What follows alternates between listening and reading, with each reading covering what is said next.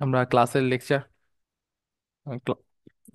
ক্লাসের লেকচার প্ল্যানটা দেওয়া ছিল না, গতদিন সেভ করা হয়নি। আজকে থেকে আমরা ট্রাই করবো যে ক্লাস লেকচার যেটা আছে ওইটা মানে যতটুকু লিখছি হুবহু ওইটাই পিডিএফ করে আমি ক্লাসে প্রোভাইড করে দেবো।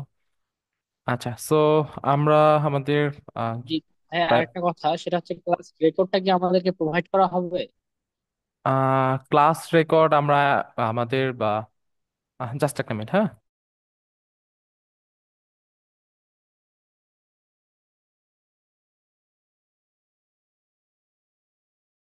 আচ্ছা, সো আমাদের ইএলসি থেকে যেটা সিদ্ধান্ত হয়েছে, আমি জাস্ট একটু ফ্র্যাঙ্কলি বলি তোমাদের সিনিয়র হিসেবে।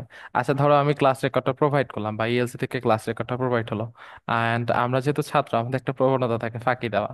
সো এখন আমার টেন্ডেন্সি যদি বলি, এখন আমি দেখি যে হ্যাঁ আজকে 10টা 11টা বেজে গিয়েছে, শরীরটা একটু কিরকম লাগছে, একটু ঘুম ঘুম ভাব আসতেছে, সারাদিন রোজা রাখছি, ইফতার করেছি, ভরপেট খেয়েছে, তো আমরা কি করব, ঘুমিয়ে যাবো এবং আমরা ক্লাস দেখবো না। কেন দেখবো না? কারণ ক্লাস রেকর্ড তো পাচ্ছি, পরে দেখবো, এই পরে দেখবো বলতে বলতে আর কিন্তু ক্লাস দেখা হবে না। সো আবার একজন ক্লাস করলো রাত জেগে আর একজন ক্লাস করলো না, তো যে করলো না তার তো অবশ্যই কিছু পেনাল্টি পাওয়া দরকার। সো এই জন্য ইএলসি থেকে সিদ্ধান্ত হয়েছে যে ক্লাস রেকর্ডিং দেওয়া হবে না, বাট ক্লাস লেকচার দেবো। আমি যতটুকু লিখবো যতটুকু দেখাবো টোটাল লেকচারটা প্রোভাইড করবো। কারো কি আর কোনো কোয়েরি আছে? না ভাইয়া, ঠিক আছে। আচ্ছা, তো আশা করা যায় আপনারা আমাদের মোটিভটা বুঝেছেন। আমরা মূলত আমাদের ক্লাস রেকর্ড দেওয়া না দেওয়া নিয়ে ইএলসির কোনো বেনিফিট নাই, কোনো লসও নেই। আমরা যা শুধুমাত্র আপনাদের কথা চিন্তা করে ক্লাস রেকর্ডটা প্রোভাইড করবো না। বোঝা গিয়েছে? জি ভাইয়া, এক্ষেত্রে একটা কাজ করলে বেটার হইতো না? ক্লাস রেকর্ডটা আপনারা গুগল ড্রাইভে আপলোড করে শুধু এই যে এখানে চ্যাট লিস্টের লিঙ্কটা দিয়ে দিতেন, আমরা যারা ক্লাসে জয়েন করেছি তারা ডাউনলোড করতে পারতাম ওখান থেকে। হ্যাঁ, আমাদের এই সিদ্ধান্ত হয়েছিল। পরে ওই যে দেখা গেল যে আহ, আমরা মূলত যেটা করতে পারি সেটা হচ্ছে হলো, আপনার আরো 3 মাস 4 মাস পরে ফুল কোর্স যদি শেষ হয়ে যায় বা তারও পরে, তারপরে যদি আমরা হয়তো বা সিদ্ধান্ত ওয়াইজ অথবা প্রোভাইড করবো, বাট এখন করব না। এত ইফেক্টিভ হবে না, ছেলেপেলে অলস হয়ে যাবে। আসলে রমজান তো, সবাই একটু আচ্ছা অলসতা আচ্ছা, ঠিক অলসতা আছে, চলে ওকে, আসে। Thank you, thank you. আশা করা যায় এটা একটু আপনার পজিটিভ দৃষ্টিতেই দেখবেন। সো আমার অডিও কোয়ালিটি তো ঠিক আছে না? ওকে, সো আমরা জি তাহলে ভাইয়া, ঠিক আছে, শুরু ভালো করছি। তো।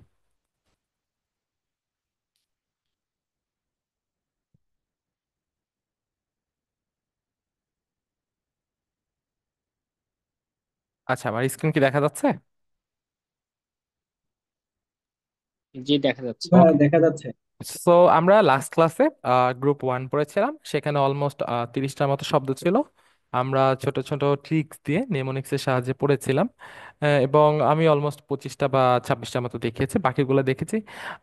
বাকিগুলো কিছুটা আপনাদের বাসার কাজ ছিল, এবং আমরা মোটামুটি 30টার ভিতরে ধর 15টা বা 20টার মতো দেখবো। বাকি 10টা আপনাদের হোমওয়ার্ক থাকবে, এবং আপনাদের যদি কোনো ইস্যুস হয় নেক্সট ক্লাস শেষে, মানে প্রতি ক্লাস শেষে আমরা পূর্বের ক্লাস নিয়ে আলোচনা করব, আপনারা তখন জিনিসগুলো রিপ্রেজেন্ট করবেন। সো আমরা আসি, আজকে আমরা শুরু করলাম গ্রুপ 2।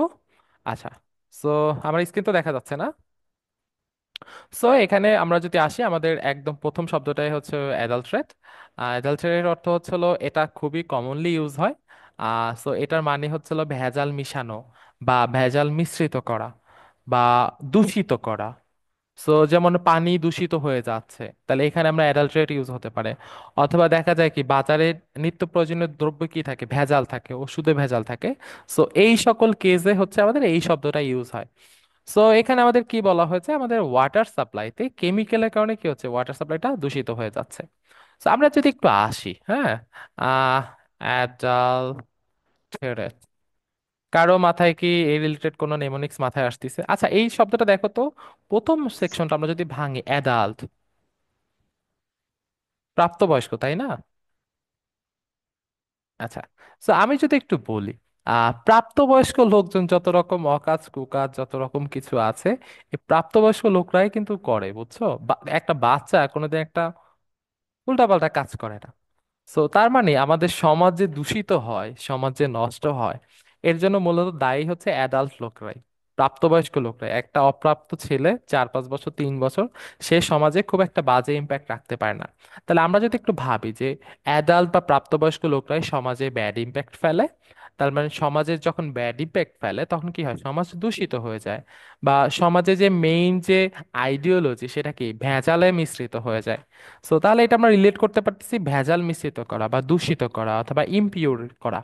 সো তাহলে আমরা যদি একটা অ্যাজাম্পশন টানি অ্যাডাল্টারেট, সো এখানে প্রথমটুকু আছে অ্যাডাল্ট, অ্যাডাল্ট মানে প্রাপ্তবয়স্ক।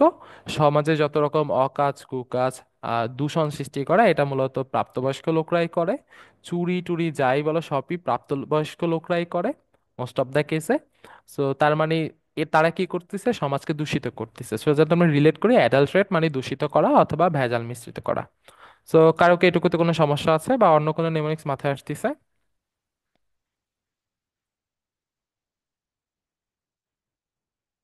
এটাই ঠিক আছে। আচ্ছা। জি ভাইয়া ঠিক আছে। একটু অ্যাড করতে চাচ্ছি আর কি। জি জি সেটা বলুন। হচ্ছে আমরা ইলিটারেট একটা শব্দ বলে পরিচিত আছে, অশিক্ষিত বা মূর্খ। হ্যাঁ হ্যাঁ। তো অ্যাডাল্ট যখন ইলিটারেটের ন্যায় আচরণ করে তখনই ভেজাল যুক্ত হওয়ার সম্ভাবনা থাকে। এটা একটা গ্রেট আইডিয়া। আচ্ছা। সো আরো অনেক ধরনের আইডিয়া আসবে, আসলে আমাদের এক একজনের ব্রেন এক এক রকম, সবাই সেম ভাবে চিন্তা ভাবনা করতে পারে না। সো যার কাছে যেটা উত্তম মনে হবে আমার কাছে মানে আমার পরামর্শ হচ্ছে সে সেভাবেই পড়বে, আর একজনের মতো যে পড়তে হবে এটা ম্যান্ডাটরি না। আপনি যেভাবে মনে রাখতে পারেন সেটাই সঠিক, বোঝা গিয়েছে? আচ্ছা। অবশ্যই এটা অবশ্যই বড় গ্রেট আইডিয়া ছিল। সো তাহলে নেক্সট ভোকাবে যাই। সো আমাদের নেক্সট ভোকাবুলারিটা হচ্ছে অ্যাডভোকেট। সো অ্যাডভোকেট বলতে আমাদের সমাজে যেটা প্রচলিত, অ্যাডভোকেট মানে হচ্ছে কি আইনজীবী, বেসিক কথা লয়ার আইনজীবী। সো এই ক্যাটাগরি জিনিসকে অ্যাডভোকেট বলা হয়। বাট অ্যাডভোকেসি বা অ্যাডভোকেটের মূল অর্থ হচ্ছে হলো কোনো কিছুকে সমর্থন করা। আপনার আইনজীবী বা আপনার উকিল কি করবে, কোর্টে আপনার হয়ে কথা বলবে, আপনাকে সমর্থন করবে যে হ্যাঁ আমার মক্কেল নির্দোষ। আপনি যদি 7টা খুন করেও আসেন সে বলবে যে হ্যাঁ আমার মক্কেল নির্দোষ, সে ওই দিন কোয়ান্টাম ফাউন্ডেশনে ব্লাড ডোনেশন করতে গিয়েছিল, সে কোনোদিনই খুন করতেই পারে না। তাহলে আপনি পাপ করেন নিষ্পাপ থাকেন, আপনার যে উকিল সে কি করবে, আপনাকে সমর্থন দিবে যে আপনি একদম নিষ্পাপ, আপনাকে সার্টিফাই করবে। সো মূল কথা হচ্ছে অ্যাডভোকেট, অ্যাডভোকেট কি উকিল, উকিল কি করে বা আইনজীবী কি করে, আপনাকে সমর্থন করে। সো অ্যাডভোকেটের দুইটা অর্থ, অ্যাডভোকেট যখন ভার্ব হিসেবে ইউজ হবে তখন এর অর্থ হচ্ছে সমর্থন করা, সমর্থন করা। আর যখন আমাদের নাউন হিসাবে ইউজ হয় তখন অ্যাডভোকেট বলতে বোঝায় সমর্থনকারী, কে সমর্থন করছে। ধরেন আপনি একটা অকারেন্স করলেন, আমরা যেহেতু আমাদের এই ক্যাম্পাস রিলেটেড, আপনি ক্যাম্পাসের বাইরে কোনো একটা ধরেন অকারেন্সে যুক্ত হলেন, তখন আমরা ক্যাম্পাসের লোকজন কি করি, আপনি যতই অকাজ করেন না কেন আমরা সবসময় আমাদের জুনিয়রদের কি করি বা ডুয়েটিয়ানদের কি করি, সমর্থন করি, সে যতই অপরাধ করুক না কেন, বা সন্তান যতই অপরাধ করে না কেন বাবা মা কি করে, তাকে বেশিরভাগ কেসই সমর্থন করে। তা এই যে সমর্থন করা এই জিনিসটাকেই বলা হয় অ্যাডভোকেট। বোঝা গিয়েছে? জি ভাইয়া। ওকে। সো এখানে একটা এক্সাম্পল দিয়েছে, দ্য বোর্ড অ্যাডভোকেটেড। সো প্রতিটা প্রতিষ্ঠানের কি থাকে, একটা বোর্ড থাকে, পরিচালনা পর্ষদ থাকে। সো এখানে বলা হয়েছে the board advocated A more conservative marketing strategy. So board কি করেছে, একটা আরো বেশি কনজারভেটিভ মার্কেটিং স্ট্র্যাটেজিকে কি করেছে, সমর্থন করেছে। সো এখানে কিছু মিনিংসও দিয়ে দিয়েছে, যেমন সাপোর্ট করা, বি ইন ফেভার অফ মানে কারো পক্ষে থাকা। সো কারো মাথায় কি এর থেকে আর সুন্দর কোনো আইডিয়া আছে?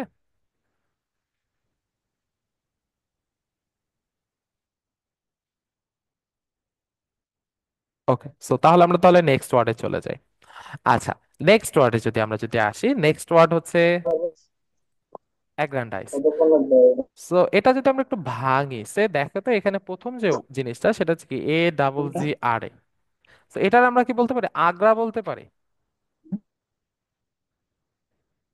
তো একটু মনে করো তো, আমরা যদি রিয়েল লাইফে একটু দেখি, তাজমহল কোথায় অবস্থিত, তাজমহল সম্ভবত দিল্লির আগ্রাতে অবস্থিত, তাই না? কারো কি এই বিষয়ে আইডিয়া আছে?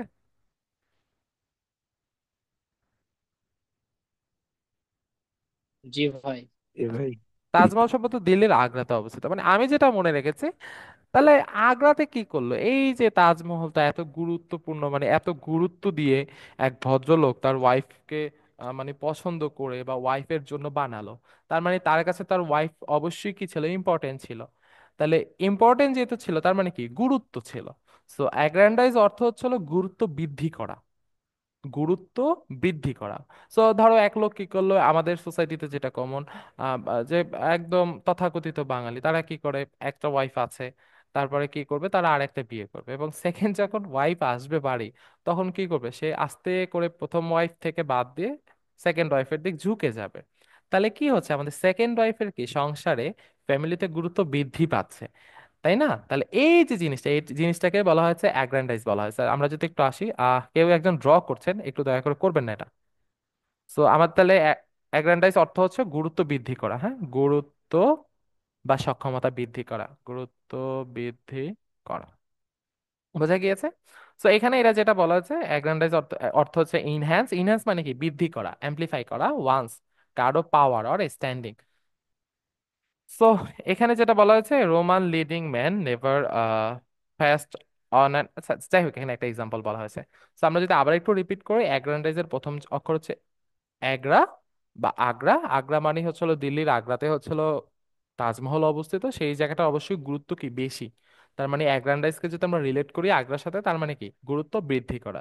সো কমন এক্সাম্পল কি, আমাদের ফ্যামিলিতে ধরো, আচ্ছা, ফ্যামিলিতেই ধরো আমি যদি জুনিয়র থাকি, আমার যদি একটা সিনিয়র থাকে, বা ধরো সেম বয়সে দুইজন আছে, একজন একটু ভালো করতেছে, একজন একটু খারাপ করতেছে, যে ভালো করতেছে তার গুরুত্ব অবশ্যই বৃদ্ধি পাবে। ওকে, সো এটা ছিল আমাদের অ্যাগ্রান্ডাইজের নেমোনিক্স। আচ্ছা, নেক্সটে আমরা আসি। নেক্সট হচ্ছে অ্যালাক্রিটি। সো অ্যালাক্রিটি অর্থ হচ্ছিল, আমরা যদি একটু আসি, অ্যালাক্রিটি প্রথমত আমি আসি, এটা হচ্ছে কর্মচাঞ্চল্য, হ্যাঁ, কর্মচাঞ্চল্য, চাঞ্চল্য। আচ্ছা, সো দাঁড়াও জাস্ট মিনিট। আচ্ছা, কর্মচাঞ্চল্য। সো কর্মচাঞ্চল্য মানে কি, এখানে মানে কোনো একটা কর্মের প্রতি তার স্পৃহা আছে, তাই না? সো একটা পজিটিভ ওয়ার্ড, এটা কিন্তু একটা অবশ্যই একটা পজিটিভ ওয়ার্ড, হ্যাঁ, পজিটিভ ওয়ার্ড। সো এখানে যেটা বলা হয়েছে যে the childrens completed their chores with surprising alacrity. তো বাচ্চাদের যখন কোনো কাজ দেওয়া হয়, তারা কিন্তু সেই কাজটাকে কিন্তু, যেমন ধরো এলাকার মসজিদে কি করে, বাচ্চাদের কাজ ভাগ করে দেওয়া হয়, যে তুমি মানে কোনো কোনো এলাকায় এরকম করে যে তুমি জুতাগুলাকে, মানে মসজিদে যখন মুসল্লি আসে জুতাগুলাকে ঠিক করে রাখবে। কোনো কোনো ক্ষেত্রে বাচ্চাদের কাজ দেওয়া হয় যে নামাজ শেষে তুমি ফ্যানগুলো অফ করবে। এবং বাচ্চাদের যখন কোনো কাজ দেওয়া হয়, বাচ্চারা কিন্তু সেটা খুব গুরুত্বের সাথে করে, এবং এটা মানে খুব কর্মচাঞ্চলতার সাথে করে। তার মানে এটা অবশ্যই একটা পজিটিভ দিক। তো আমরা যদি আবার একটু রিক্যাপ করি, অ্যালাকৃতি এটা অর্থ হচ্ছে কর্মচাঞ্চল্য। তাহলে এটা বিভিন্নভাবে মনে রাখতে পারো। আমি যেটা মনে রাখছি, সে আমার পলিটেকনিকে এক ক্লাসমেট ছিল, তার নাম ছিল ধরো রীতি ছিল, এবং সে খুবই চঞ্চল ছিল। আমার ওই ফ্রেন্ড খুবই চঞ্চল ছিল। সো আমি এটার সাথে এটাভাবে রিলেট করে পড়েছি যে অ্যালাকৃতি শেষে রীতি আছে, রীতি আমার এক ফ্রেন্ডের নাম ছিল এবং সে খুবই চঞ্চল ছিল। তার মানে অ্যালাকৃতি হচ্ছে কর্মচাঞ্চল্য। ওকে, কারো কি আর কোনো নেমোনিক্স মাথায় আসতেছে যে ওয়ার্ডটাকে আরো ইজিলি ভাবে মুখস্থ করার?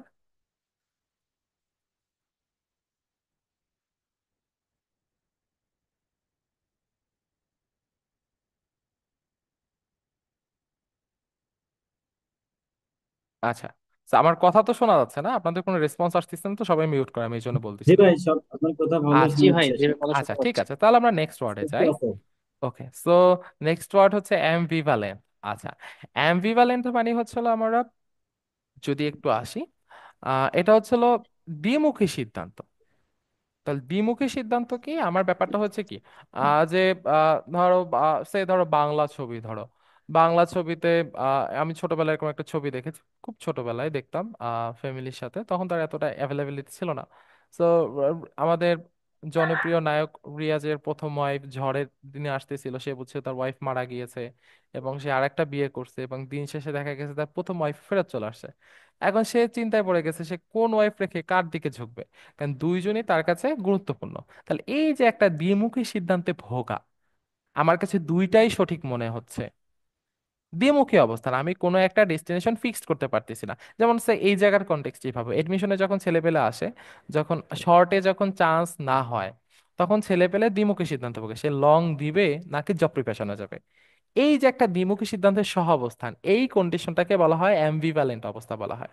সো এখানে যদি আসি, এরা বলছে হ্যাভিং কনফ্লিক্টিং ইমোশন, আমাদের ইমোশনটাকে কনফ্লিক্টিং অর্থাৎ দ্বিমুখী সিদ্ধান্ত ভুগতেছে, অর্থাৎ কি আনশিওর, অনিশ্চয়তার মধ্যে ভুগতেছি। সো এখানে বলা হয়েছে যে ইটস নর্মাল টু ফিল অ্যাম্বিভ্যালেন্ট, আমাদের অ্যাম্বিভ্যালেন্ট দ্বিমুখী সিদ্ধান্তে অনুভূতি থাকা এটা স্বাভাবিক। কখন, when moving to a new place, আমরা যখন নতুন একটা প্লেসে যাই, তখন অনেক কিছু বিষয়ে কি থাকে, আমরা শিওরিটি মানে নিশ্চয়তা পাই না, কনফ্লিক্টিং ইমোশনে ভুগি। আচ্ছা, সো আমরা এটা যদি আসি, এটা হচ্ছে হলো আমাদের কি দ্বিমুখী সিদ্ধান্ত তে ভোগা। কারো কি আর কোনো মাথায় এর থেকে গ্রেট কোনো আইডিয়া আছে এই রিলেটেড? সো এটা আমি একটু বলে দিই, হ্যাঁ। Ambivalent. আচ্ছা, সো আমি একটু বলি, এই যে শেষের টুকু দেখো, আমরা যদি একটু কালারটা একটু চেঞ্জ করে নিই। এই যে শেষে দেখো আছে ভ্যালেন্ট, তো এটাকে আমি এক্সটেন্ড করতে পারি ভ্যালেন্স। সো ভ্যালেন্স কোয়াডটা কোথায় ছিল আমরা মনে আছে? কেমিস্ট্রিতে পড়েছিলাম ভ্যালেন্স ইলেকট্রন, যোজ্যতা ইলেকট্রন। তাহলে যোজ্যতা ইলেকট্রনের ক্ষেত্রে দুইটা কেস ঘটতে পারে। বন্ধন গঠনের সময় কি হবে, হয় সে যোজ্যতা ইলেকট্রন আরেকজনের কাছে চলে যাবে, অথবা কি করবে, আরেকজনের কাছ থেকে আরেকটা যোজ্যতা ইলেকট্রন এসে বন্ধন গঠন করবে। তার মানে কি, সে চলেও যেতে পারে। সে যদি ধাতু হয় সে কি ইলেকট্রনটা ত্যাগ করবে, তার মানে ভ্যালেন্স ইলেকট্রনটা চলে যাবে। আর সে যদি অধাতু হয় তার মানে কি আরেকটা ইলেকট্রন গ্রহণ করবে, তার মানে ভ্যালেন্স ইলেকট্রনটা আরেকটা সঙ্গী পাবে। তার মানে হয় চলে যাচ্ছে, না হয় আরেকজনে নিয়ে আসতেছে। এইটাকে একটা দ্বিমুখী সিদ্ধান্তে ভোগা, যতক্ষণ না কনফার্ম হয়। তো এইভাবে আমরা আসলে অ্যামবিভ্যালেন্টকে মনে রাখতে পারি, মানে দ্বিমুখী সিদ্ধান্তে ভোগা, অর্থাৎ কি কোনো কিছু সিওরিটি নেই, কনফ্লিক্টিং অবস্থায় আছে। ওকে, সো তাহলে আমরা নেক্সট পেজে যাই। সো এটা আমাদের জীবনের সাথে রিলেটেড, আমার সাথে অন্তত। সো অ্যামিলয়েড, অ্যামিলয়েড হচ্ছে, আমরা যদি একটু আসি, সে ধরো, আহ, সে এই জিনিসটাকে আমি একটু বলি।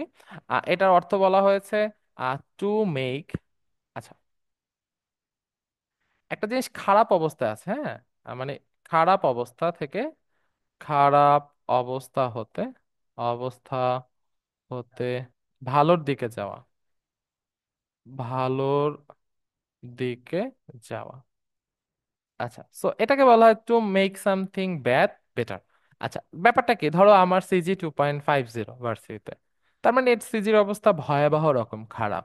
সো এখন শেষ মুহূর্তে আমি ধরো 4.2-তে আছি, তাহলে 4.2-তে, সরি ধরো 2.99, ধরো 2.95 আমার সিজি। তো 2.3 নিচে নেমে গেলে সেটা সেকেন্ড ক্লাসে চলে যায়, আমি এখন আছি 4.2-তে। তো আমার এখন করার কি, উপায়টা কি থাকতে পারে? আমি কোনো মতে একটু পড়াশোনা করে আমার টার্গেট থাকতে হবে যাতে 3 নিয়ে আমি বের হতে পারি। তার মানে আমার সিজি অলরেডি খারাপ আছে, আমি কি করব, এর থেকে হালকা একটু উন্নতিতে যাওয়ার অবস্থায় থাকতে হবে। তার মানে অ্যামিলয়েডের দুইটা কন্ডিশনকে নির্দেশ করছে, এক হচ্ছে আগে তার অবস্থা খারাপ ছিল এবং সে বর্তমানে ওই খারাপ অবস্থাটাকে উপক্রম করার চেষ্টা করতেছে বা ভালোর দিকে নিয়ে যাওয়া যাচ্ছে। সো এখানে বলা হয়েছে যেটা ইমপ্রুভ, অর্থাৎ কি উন্নতি করা, কি উন্নতি করা, একটা ব্যাড ফিলিংস, একটা খারাপ অবস্থা অথবা কি খারাপ সিচুয়েশনকে উন্নতি করা। সো এখানে যেটা বলা হয়েছে strong service and timely support, আমাদেরকে একদম দৃঢ় সার্ভিস দেয় এবং সময় মতো যদি আমি সাপোর্ট দেই, এটা কি করতে পারে, কাস্টমারের যে রাগ থাকে সেটাকে কি করতে পারে, মানে সেই রাগের যে কন্ডিশনটা থাকে সেই রাগটাকে কি ধীরে ধীরে কি করতে পারে, কমিয়ে ফেলতে পারে, অর্থাৎ খারাপ অবস্থা থেকে ভালো অবস্থার দিকে নিয়ে যাওয়া। তো এইটা নিয়ে কি কারো কোনো কনফিউশন আছে? না ভাইয়া। আচ্ছা, ঠিক আছে। তো তাহলে আমরা যদি আবার একটু রিক্যাপ করি, অ্যামিলারেট অর্থ হচ্ছে কোনো একটা জিনিস খারাপ অবস্থায় আছে সেটাকে সেই খারাপ থেকে একটু ভালোর দিকে নিয়ে যাওয়া। ইংরেজিতে যেটাকে বলা হয় to make something bad better, আমরা কোনো একটা জিনিস বাজে অবস্থা আছে, ব্যাড অবস্থা আছে, সেটা আমরা বেটারের দিকে নিয়ে যাচ্ছি। ওকে, সো নেক্সট আমরা আসি। আচ্ছা, সো এটাও খুব ইজি মনে রাখা। সো অ্যামেনাবল। আচ্ছা, তো আমরা যদি একটু আসি, এটা জিনিস একটু দেখো তো, প্রথম অংশটা ভাঙো। আমি, না, এটা আমরা বাংলায় কি বলতে পারি, আমি না বলতে পারি, তাই না? আচ্ছা, তো অ্যামিনেবল অর্থ হচ্ছে হলো আমাদের নিয়ন্ত্রিত হতে আগ্রহী, নিয়ন্ত্রিত হতে আগ্রহী। মানে একজন তোমার কাছে সেধে সেধে তার স্বাধীনতার যে চাবিটা তোমার কাছে দিয়ে দিতে চাচ্ছে, মানে সে নিয়ন্ত্রিত হতে চাচ্ছে তোমার দ্বারা। সো অথবা কি বলা যায়, receptive to change of a person. So আমাদের এখানে কি বলা হয়েছে, সো এখানে আমরা যদি একটু এটা নেমোনিক্সটা একটু দেখি, অ্যামিনেবল। সো ধরো ইন ফিউচারে ধরো আহ, আম, কোনো এক ভদ্রলোক, সে ধরো আমি ধরো কাউকে বিয়ে করলাম, বিয়ে করার পরে আমার ওয়াইফের নাম ধরো আমি না। সো সে আমাকে বিয়ে করা মানে কি, বিয়েতে রাজি হওয়া মানে কি, সে আমার দ্বারা নিয়ন্ত্রিত হতে আগ্রহী। ব্যাপারটা নিয়ন্ত্রিত না, মানে দুইজনেই ডিসিশন নিয়ে চলাফেরা, বাট নিয়ন্ত্রিত মানে কি, নিয়ন্ত্রিত মানে একজন যদি তোমাকে বিয়ে করতে রাজি হয় তার মানে সে অবশ্যই কি, আমাদের সমাজে যে স্ট্রাকচার, সে অবশ্যই তো তোমার হাজবেন্ডের কথা অনুযায়ী চলতে আগ্রহী। তো আমরা যদি এইভাবে রিলেট করে পড়ি যে অ্যামিনেবল প্রথম অক্ষর হচ্ছে আমিনা। আমিনা ধরো একজনের ওয়াইফ, সে কি অবশ্যই হাজবেন্ডের নিয়মকানুন মেনে চলতে আগ্রহী বা সমাজের বাইন্ডিং গুলো মেনে চলতে আগ্রহী। সো আমরা যদি আবার একটু রিক্যাপ করি, অ্যামিনেবল হচ্ছে অ্যামিনা থেকে, এটা দিয়ে মানুষ মনে রাখতে পারে, আর এর অর্থ হচ্ছে নিয়ন্ত্রিত হতে আগ্রহী। ওকে, সো আমরা আসি নেক্সট ওয়ার্ডে আসি। আচ্ছা, সো নেক্সট ওয়ার্ড হচ্ছে অ্যানাক্রোনাস্টিক। অ্যানাক্রোনিস্টিক, সো আমরা যদি একটু আসি এই জায়গায়, এই জিনিসটা একটু ভাঙি আমরা, হ্যাঁ। So Anna, CHRONISTIC। সো এই জায়গায় আমাদের আরেকটা টার্মস আছে, এই যে মাঝখানের টুকু দেখো, অ্যানাক্রোনিস, এখান থেকে একটা ওয়ার্ড এক্সট্রাক্ট করা যায়, সেটা হচ্ছে অ্যানা, CHRONO। সো এই যে অ্যানাক্রোনো, এটা মানে সময় রিলেটেড কোনো কিছু, সময় রিলেটেড কোনো কিছু নির্দেশ করে, সময় রিলেটেড। তো যদি কখনো কোনো ওয়ার্ডে যদি একটু দেখো, সরি এখানে সেটা, এটা শুধুমাত্র ক্রোনো, সরি অ্যানা না। যদি আমাদের কোনো ওয়ার্ডে ক্রোনো থাকে, ক্রোনো হচ্ছে সময় রিলেটেড কোনো কিছুকে নির্দেশ করে। সো তাহলে আমরা যদি ওয়ার্ডের অর্থে যাই, অ্যানাক্রোনিস্টিক অর্থ হচ্ছে সময়ের সাপেক্ষে অপ্রাসঙ্গিক। এখন জিনিসটা কিভাবে আসে আমি বলি। ধরো কি করতেছে, প্রাচীন কালে মানুষ সে ধরো আহ, খাতা ছিল না, লেখার খাতা ছিল না, তারা কি করতো, তাল পাতা, তাল গাছ থেকে তাল পাতা নিয়ে সেটা দিয়ে লিখতো, সেই তাল পাতার উপরে তাদের লেখা সংরক্ষণ করতো। এখন তুমি যদি বর্তমান সময়ে ভার্সিটি ক্লাসরুমে তুমি খাতা না নিয়ে যে, তুমি যদি তোমার নোটবুক না নিয়ে যে, তুমি যদি গাছ থেকে তাল পাতা পেরে নিয়ে এসে ক্লাসে বসো, তাহলে এটা বর্তমান সময়ের পার্সপেক্টিভে এ তো অপ্রাসঙ্গিক কোনো জিনিসপত্র হয়ে গেল, বর্তমান সময় সাপেক্ষে যায় না। অথবা ধরো তুমি কি করলা, প্রাচীন কালে যেরকম দেখা যেত যে মানুষ, লাইটার তো ছিল না, মানে আমাদের বর্তমান ইতিহাস যেরকম বল, লাইটার ছিল না, তারা কি করতো, পাথরের সাথে পাথর ঘষে আগুন জ্বালাতো। এখন তোমার কাছে লাইটার আছে, বাইরে ম্যাচ আছে, তুমি কি করলা, সবকিছু বাদ দিয়ে তুমি শখ করে পাথর পাথর ঘষে আগুন জ্বালানোর চেষ্টা করতেছো। এই যে কর্মকাণ্ডগুলো, এগুলো কি বর্তমান সময় সাপেক্ষে অপ্রাসঙ্গিক। তো আমরা যদি একটু যদি আসি, আমাদের অ্যানাক্রোনাস্টিক এই শব্দের মাঝখানে একটা ক্রোনো আছে। ক্রোনো মানে হচ্ছে সময় রিলেটেড কোনো কিছু। সো অ্যানাক্রোনাস্টিক এ মিন্স করে হচ্ছে হলো সময়ের সাপেক্ষে অপ্রাসঙ্গিক, সময়ের সাপেক্ষে অপ্রাসঙ্গিক, অপ্রাসঙ্গিক। কারো মাথায় আর কোনো কিছু আছে?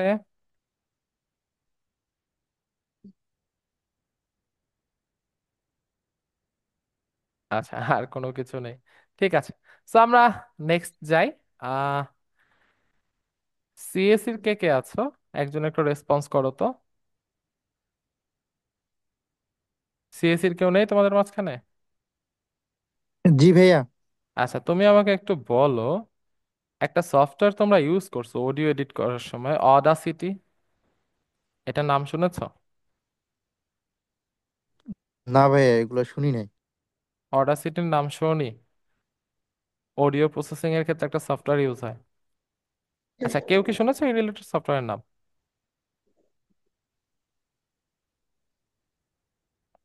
আচ্ছা, আমি একটু দেখাচ্ছি, হ্যাঁ, জাস্ট মিনিট। আমার স্ক্রিন তো দেখা যাচ্ছে না? ভাইয়া সব তো দেখা এই যে যাচ্ছে। একটা সফটওয়্যার আছে অডাসিটি। তো এটা মূলত কি করে, একটা ওপেন সোর্স ফ্রি সফটওয়্যার, এটা বিভিন্ন অডিও টডিও ক্লিপ ক্লিপ এডিট করা যায়। তো আমি কেন এটা আসলাম, সো এই অডাসিটি শব্দের অর্থ হচ্ছিল আমাদের দুঃসাহস, দুঃসাহস। অডাসিটি মানে আমি যেভাবে মনে রাখছি, অডাসিটি একটা সফটওয়্যার আছে, এটা মানে প্রথমে অডাসিয়াস শব্দটা দেখলাম, আমার অডাসিটি শব্দের কথা মনে পড়ে। অডাসিটি কি আছে, একটা সফটওয়্যার আছে, এই সফটওয়্যারের মাধ্যমে কি করা যায়, অডিও ক্লিপগুলো এডিট করা যায়। অথবা সে ধরো, মানে এখন তো অনেক এআই টেকনোলজি চলে আসছে, 15-16 সালের দিকে আমরা যেভাবে করতাম যে একটা অডিও রেকর্ড করেছি, সেখানে নয়েজ আসতেছে, ধরো সাইডে ফ্যান চলতেছে, ফ্যানের শব্দ হচ্ছে, তখন আমরা ওই ক্লিপটা অডাসিটি সফটওয়্যারে দিয়ে নয়েজটা রিমুভ করতাম। তাহলে এই জিনিসগুলো কি একদম দুঃসাহসী কাজ করবে, তোমার সাইডে নয়েজ আছে সেই জিনিসটাকে রিমুভ করে ফেলতে পারতেছে।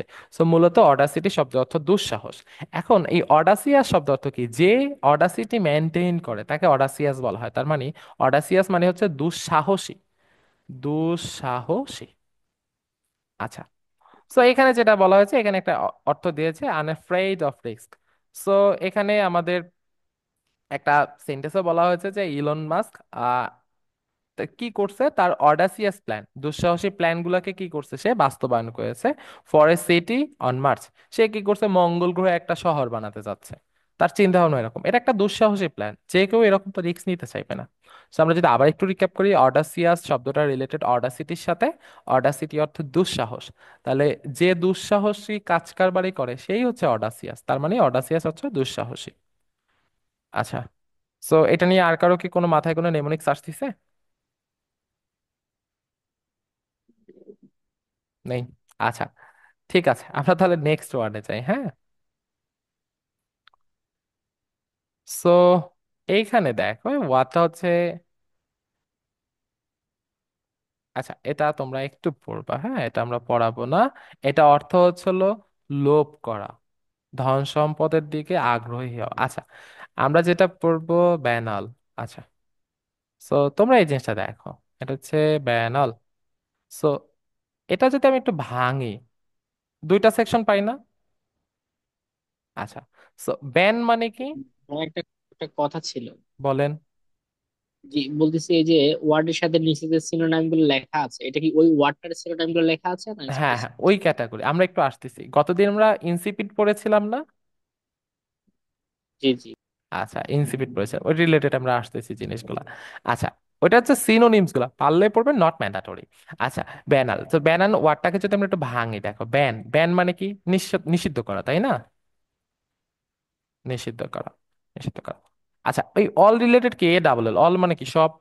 আচ্ছা, তো ব্যাপারটা কি একটু দেখো। ধরো একটা ফাংশন হচ্ছে, ধরো ইনোভেটিভ কোনো কিছু রিলেটেড একটা প্রতিযোগিতা হচ্ছে। তাহলে সেই ইনোভেটিভ প্রতিযোগিতার মাঝখানে এখন আমি যদি নিয়ে যাই যে আমি কি করছি, ইনোভেটিভ কোনো কিছুর ভিতরে আমি নিয়ে গেছি কি, ডিম ভাজির রেসিপি। ধর একটা রান্নার একটা কম্পিটিশন হচ্ছে, তাহলে রান্নার একটা কম্পিটিশনের ভিতরে আমি নিয়ে গেছি ডিম ভাজির রেসিপি, আমি কোনো কিছু জানি না। এখন রান্নার কম্পিটিশন গুলায় সবাই সবকিছু চাই ইউনিক কোনো কিছু। এখন আপনি যদি একটা ডিম ভাজির রেসিপি নিয়ে যান, কি করছেন? ডিম পোস্ট করবেন কিভাবে? উপর একটা তেল দিয়ে একটা ডিম ছেড়ে দিয়ে জাস্ট একটু সল্ট দিয়ে দেবেন। তাহলে এই রান্নার রেসিপিতে মানে কম্পিটিশনে চাই সবসময় ইউনিক কিছু, বাট আপনি নিয়ে গেছেন কি ডিম ভাজির রেসিপি বা ডিম পোস্ট করা রেসিপি। এটা একটা গতানুগতিক জিনিস হয়ে গিয়েছে না? তাহলে ওই কম্পিটিশনে আপনার রেসিপি কি থাকবে না ব্যান হয়ে যাবে? অবশ্যই থাকবে না, তাই না? ব্যান হয়ে যাবে। ব্যান হয়ে যাবে। তো আমরা ওয়ার্ডটা একটু দেখি।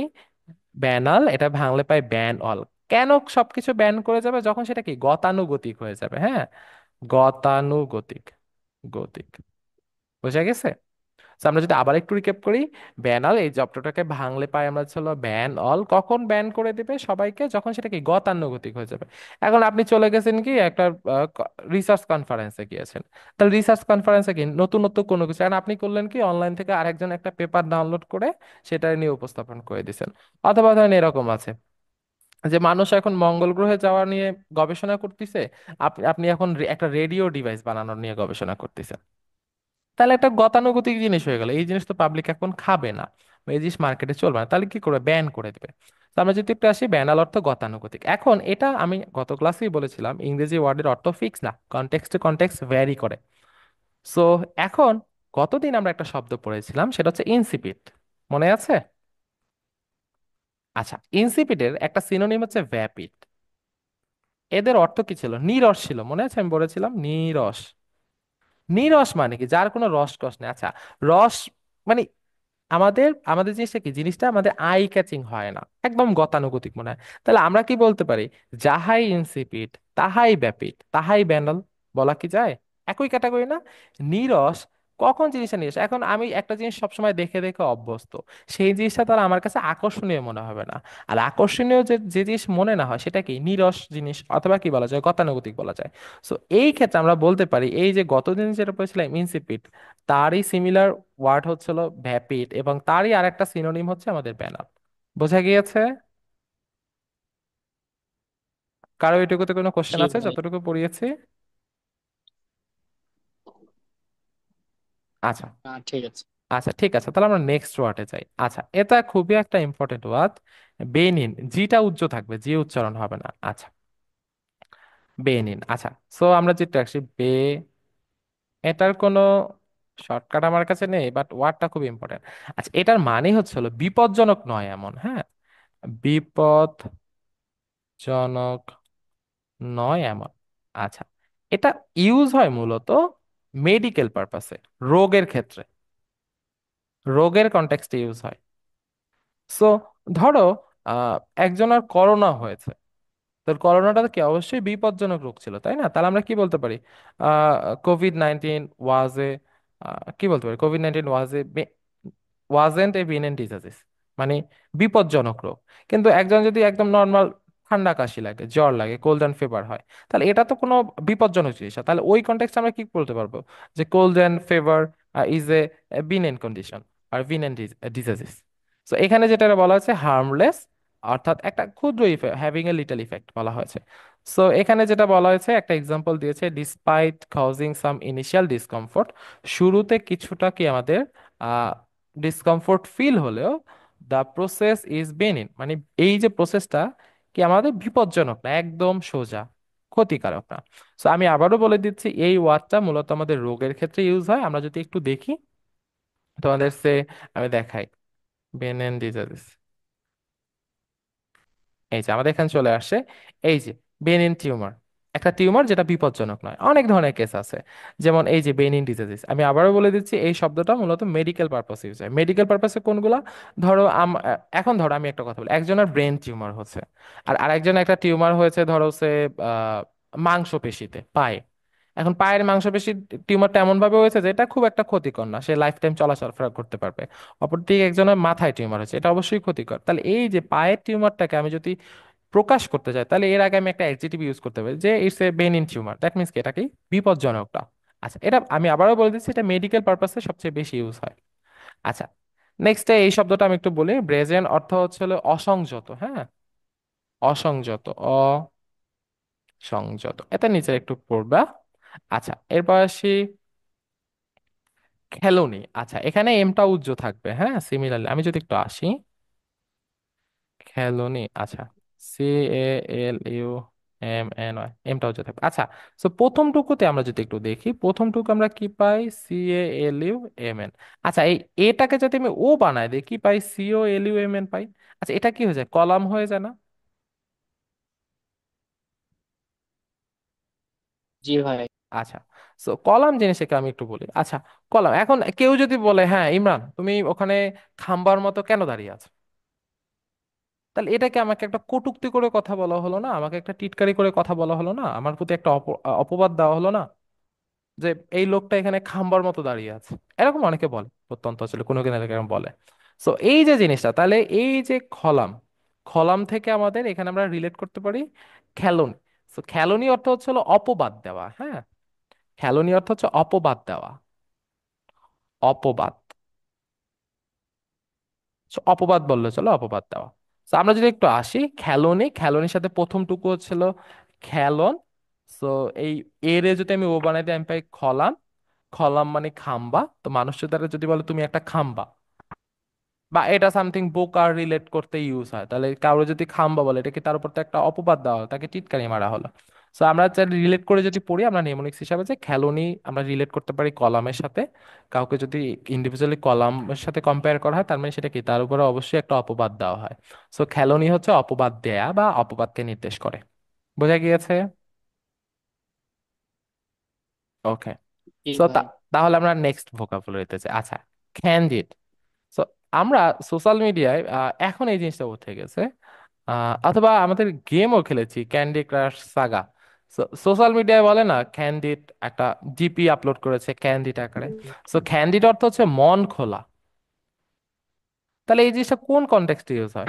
ধরো কি হয়েছে, আমাদের অনেকের ধর ফ্রেন্ড থাকে, কিছু কিছু ফ্রেন্ড থাকে একেবারে মনে যা আসে সব কিছু শেয়ার করে দেয়, ভিতরে গোপন কিছুই রাখে না। এই যে তাদের আচার আচরণকে বলা হয় ক্যান্ডিড। বুঝে গিয়েছে?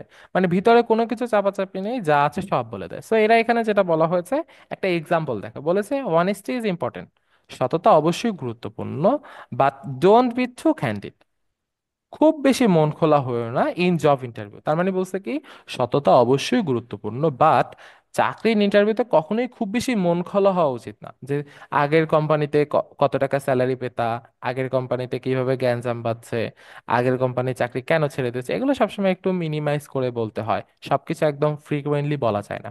তো আমি যদি আবারও যদি আসি, ক্যান্ডিড, ক্যান্ডিড শব্দের অর্থ হচ্ছে মন খোলা। তো একটু রিলেট করো, আগে মানুষ সোশ্যাল মিডিয়ায় ছবি দিলে উপরে ক্যান্ডিড ট্যান্ডিড লাগাতো। ক্যান্ডিড মানে কি, সে সবকিছু শেয়ার করে দিচ্ছে, তার মনের ভিতরে কিছুই নেই। সো ক্যান্ডিড মানে মন খোলা, মন খোলা মানে কি, তার ভিতরে যা আছে সবকিছু ফ্রিকোয়েন্টলি বলে দেওয়া। সো এখানে যেমন একটা এক্সাম্পল দিয়েছে, অনেস্টি, অনেস্টি ইজ ইম্পর্টেন্ট, সততা অবশ্যই গুরুত্বপূর্ণ, বাট চাকরি ইন্টারভিউতে বেশি, খুব বেশি ক্যান্ডিড হওয়া যাবে না, অর্থাৎ কি খুব বেশি মন খোলা হওয়া যাবে না। ওকে, কারো এটা নিয়ে আর কি কোনো সাজেশন আছে? একটা বিষয় অ্যাড করে যেতে পারি। জি। সেটা হচ্ছে শব্দটা ক্যান্ডি যদি আমরা বলি, হুম তাহলে ছোট বাচ্চারা সহজেই সবকিছু বলে ফেলে আর কি। হুম হুম হুম। আচ্ছা, ক্যান্ডি তো আমরা সম্পর্ক আর কি। এটার সাথে রিলেট করতে পারি আহ ক্যান্ডির সাথে, হ্যাঁ ক্যান্ডি। আচ্ছা, ক্যান্ডি কারা খায়? বাচ্চারা খায়, তাই তো? বাচ্চারা কি থাকে? মন খোলা হয়ে থাকে, হ্যাঁ। রিলেট করা যায় যে যেটার সাথে, আপনি যেটার সাথে কমফোর্ট ফিল করেন, তাই এভাবেও বলা যায় যে ক্যান্ডিডের প্রথম জিনিস হচ্ছে ক্যান্ডি, ক্যান্ডিডে যদি ডি ওয়াই লিখি, এটা কারা খায়? বাচ্চারা খায়। বাচ্চারা কি হয়ে থাকে? মন খোলা হয়ে থাকে, যে যা বলে সব এসে বাবা মার কাছে বলে দেয়। আচ্ছা ঠিক আছে। সো আর কারো কি কোনো সাজেশন আছে? নেই। সো তাহলে আমরা নেক্সট ওয়ার্ডে প্রবেশ করি। আচ্ছা, সো ধরো আমরা তো সবাই কলেজ লাইফ পার করে আসছি, এখন ধরো স্কুলের ক্ষেত্রে অত কিছু না, স্কুলের ক্ষেত্রে তুমি ধরো স্কুলে খুব একটা বড় অকাজ করে ফেলছো। অকাজ করা কি হয়েছে, তুমি হাফ টাইমের পরে যখন ব্রেক দিয়েছে, তুমি স্কুলের দেয়াল টপকে পালিয়ে গিয়েছো। এটা স্কুলের কনটেক্সটে অনেক বড় একটা অকাজই বলা যায়, অপরাধী বলা যায়। তাহলে এখন তুমি সেটা ধরা পড়ে গিয়েছো, তাহলে ডিসিশন কি হবে? দুইটা কাজ হতে পারে, হয় তোমার প্রিন্সিপাল ডেকে নিয়ে উত্তম মধ্যম দিবে, না হয় টিসি দিয়ে বের করে দিবে। সো এই টিসি দিয়ে বের করে দেওয়া, এটার কি বলে? রেস্টিকেটেড করা, তাই না? বিতাড়িত করা। আচ্ছা, সো হয় রেস্টিকেট করবে, না হয় ক্যাস্টিকেট করবে। তো তাহলে আমরা জিনিসটা দেখি, তুমি যদি ধরা পড়ে যাও, হয় তোমাকে টিসি দিয়ে বিতাড়িত করবে, অথবা কি করবে, তোমাকে টিচার দুইটা বেতের বাড়ি দিয়ে বসিয়ে দিত। তাহলে এই জিনিসটা কি? প্রহার করা না?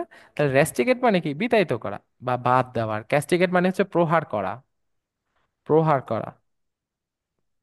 বোঝা গেছে? আমি আবারও একটু রিপিট করি, রেস্টিকেট ক্যাস্টিকেট অলমোস্ট কাছাকাছি। রেস্টিকেট মানে কি? বিতাড়িত করা বা কোনো কিছু সরাসরি একেবারে বাদ দেওয়া।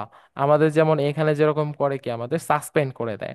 আর এর বিপরীতে কি করতে পারে? তোমার ক্যাস্টিকেট করতে পারে। ক্যাস্টিকেট মানে কি? প্রিন্সিপাল দুইটা বেতের বাড়ি দিয়ে সাইজ করে তোমার ছেড়ে দিল।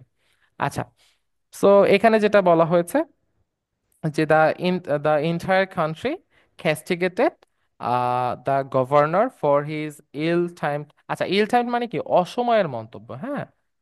সবকিছুতে এখন বর্তমান সময় যদি আমাদের ইন্টারিম গভর্নমেন্টের কেউ যদি উল্টাপাল্টা কথা বলে, এটা তো আমাদের কাছে পছন্দ না। এখানে এটা একটা অসময় বিরাজ করছে। সো আমাদের কি বলছে? গভর্নর, সে কি করছে? সে একটা অসময় একটা বক্তব্য দিয়ে ফেলছে, তার জন্য কি করছে? পুরো দেশবাসী কি করতেছে? তাকে প্রহার করে। এখন দেশবাসী, এই যে আমি যেটা বলি যে ইংরেজির অর্থ কনটেক্সট ওয়াইজ চেঞ্জ হয়। এখন দেশবাসী তো আর গভর্নর ধরে পিটাবে না, প্রহার করা মানে কি? তার নিন্দা করছে। বোঝা গেছে? কনটেক্সট ওয়াইজ অর্থ চেঞ্জ হয়। তো এখানে যদি তুমি মনে করো যে গভর্নরকে তার উল্টাপাল্টা কথা বলার জন্য পুরো দেশবাসী মিলে পিটাচ্ছে, একজনকে কি 16 কোটি লোক মিলে পিটাতে পারে? কোনোদিনই পারে না। তার মানে এখানে কি করছে? নিন্দা করছে। বোঝা গিয়েছে? তাহলে এখানে কি বলা যায়? নিন্দা করে। নিন্দা করাও ইউজ করা যায়, নিন্দা করা। তো ইংরেজি ওয়ার্ড কনটেক্সট ওয়াইজ চেঞ্জ হয়, কোনো কিছু ফিক্স না। এটা নিয়ে কারো মনে হয় কি আর কোনো কি নেমোনিক্স আসতেছে?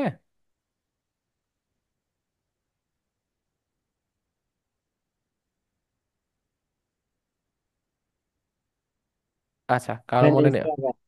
হুম হুম। নেক্সট ডে আগান, এটা নিয়ে সমস্যা নাই। আচ্ছা ঠিক আছে। সো আমরা একটু ব্রেক দেই, 2 মিনিট একটু আলোচনা করি, তারপর আমরা আসি। অনেকের মাথা হ্যাং হয়ে গেছে, অনেকগুলো শব্দ পড়তেছি তো।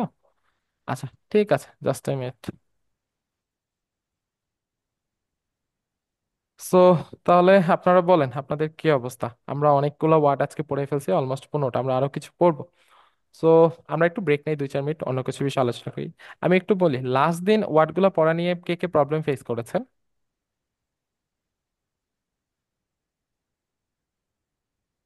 একে একে বলেন।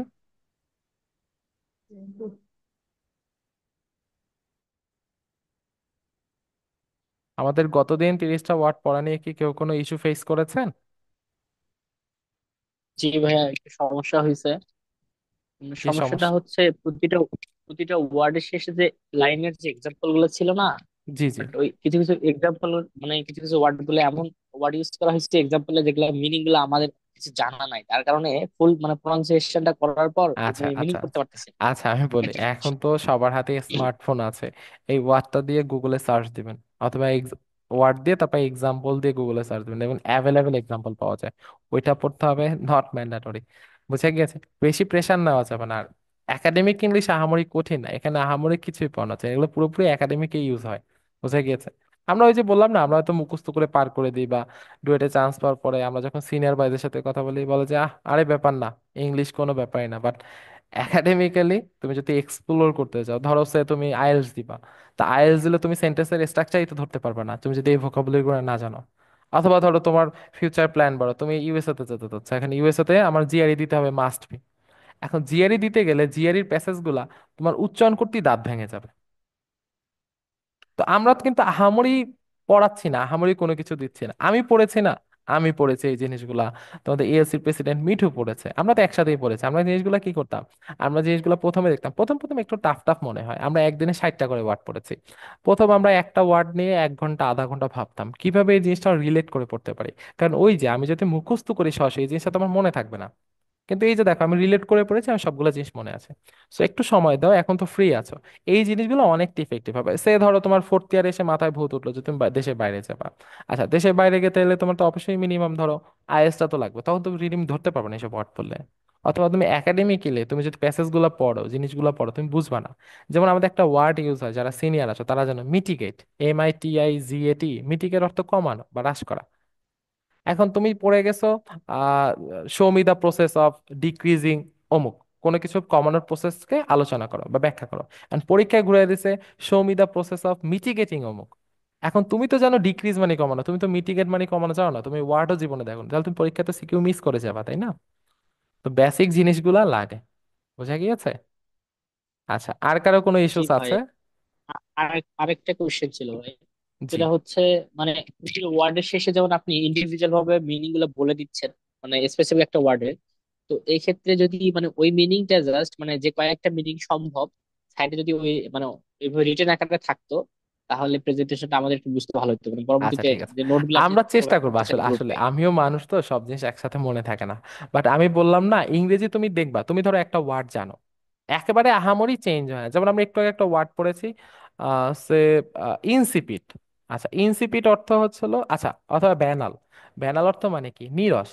এখন এই জিনিসটা তুমি একটা সেন্টেন্স পড়ছো, সেন্টেন্সের কনটেক্সট হচ্ছে অর্থটা ভ্যারি করে।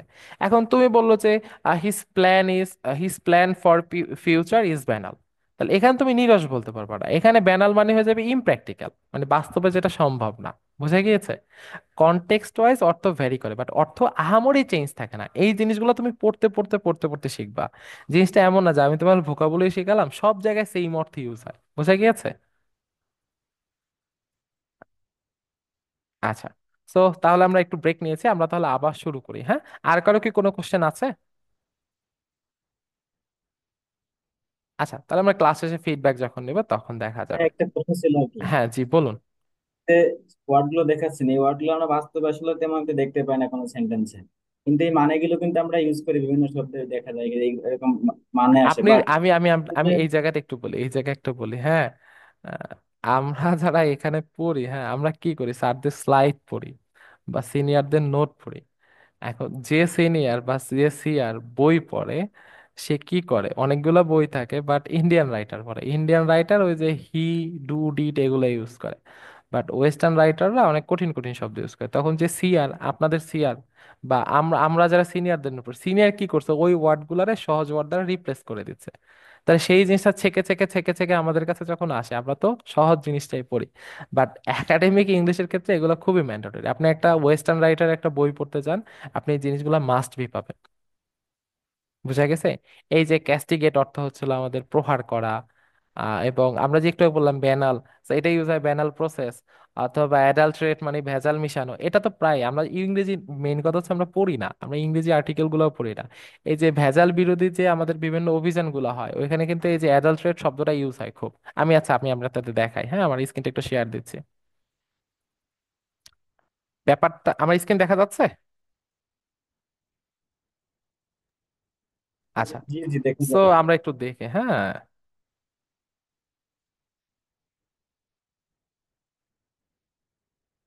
আমরা আসলে মূল কথা পড়ি না, হ্যাঁ। এই যে দেখেন আমরা ভাইয়া একটা, আমরা তো 9 10 প্যারাগ্রাফ পড়ছিলাম ফুড অ্যাডাল্টারেশন।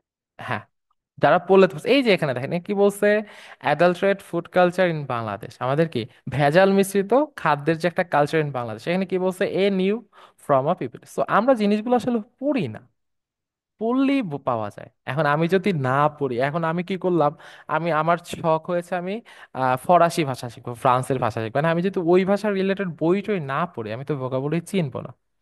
সো এই জিনিসগুলো ধীরে ধীরে ঠিক হয়ে যাবে, হ্যাঁ, আহামরি কিছু না। আচ্ছা, ঠিক আছে। সো আমরা তাহলে আর কারো কি কোনো কোশ্চেন আছে? আমাদের মূল কথা পড়তে হবে। আপনি অন্তত, আপনি কি করেন যারা হলে থাকেন, অন্তত যে হলে কি করে প্রতিদিন পেপার রাখে, তো আপনি কি করলেন, আপনি 2 দিন আগে পেপারটা নিয়ে আসলেন, রুমে নিয়ে আসলেন, রুমে নিয়ে এসে আপনি একটা পেপার 1 সপ্তাহ ধরে পড়েন। আচ্ছা, একটা পেপার 1 সপ্তাহ ধরে নেয়, একটা পেজ পেপারের 1 সপ্তাহ ধরে পড়েন, কোথায় কোন ওয়ার্ড গুলা ইউজ করছে, আপনি দেখবেন যে অনেক ওয়ার্ড আপনি জানেন না, আপনি চিনেনও না। সো মূল কথা আমাদের পড়তে হবে, পড়া ছাড়া তো এই জিনিসগুলো আমি খুঁজে পাবো না, হ্যাঁ। বুঝা গিয়েছে? জি ভাই, ঠিক আছে।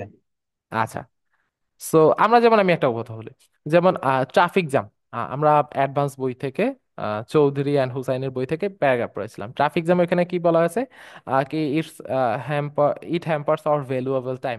তাহলে আমি ছোটবেলায় ধূপধাপ মুখস্থ করি hampers hampers hampers. So hampers অর্থ কি, আমাদের ক্ষতিগ্রস্ত করা। বুঝা গিয়েছে? তাহলে এখন যে এই প্যারাগ্রাফ পড়েনি, আমি কিন্তু আমার স্টুডেন্ট লাইফে 10 পর্যন্ত আর কোথাও এই ওয়ার্ডটা পাইনি, শুধু ওই ট্রাফিক জ্যাম জায়গায় পেয়েছি। আমি হয়তো পড়িনি, বেশি কিছু তাই পাইনি। বাট হ্যাম্পার্স মানাতে ক্ষতিগ্রস্ত করা, তাই না? হ্যাম্পার করা বলে না, আমরা লোকটা আমাকে হ্যাম্পার করে দিল, এই জিনিসটাকে হ্যাম্পার করে দিল, হ্যাম্পার মানে কি, ক্ষতিগ্রস্ত করা। তো আমি যদি ওই জিনিসটা না পড়তাম, তাহলে তো আমি এখন এসে বলতাম কি, আমি তো এই শব্দ জীবনে দেখিনি। তো ইংরেজি কঠিন না, আমরা কেন দেখিনি, কারণ আমরা দেখার চেষ্টা করিনি। বোঝা গেছে? সো এগুলো খুবই ইম্পর্টেন্ট, পড়তে হবে। আপনি যদি শুধু আইএলটিএস দিতে গেলে আপনি সেন্টেন্সের স্ট্রাকচার বুঝতে পারবেন না যদি এই জিনিসগুলো না জানেন। এবং আমরা কিন্তু ওই যে সবচেয়ে বেশি যে ওয়ার্ডগুলো ইউজ হয় একাডেমিকে, ওগুলাই পড়াচ্ছি, আমরা কিন্তু সব শব্দ পড়াচ্ছি না, হ্যাঁ। ঠিক আছে, আমাদের কনভারসেশন অনেক বেশি লেন্দি হয়ে গেছে, আমরা ক্লাসে ফেরত যাই।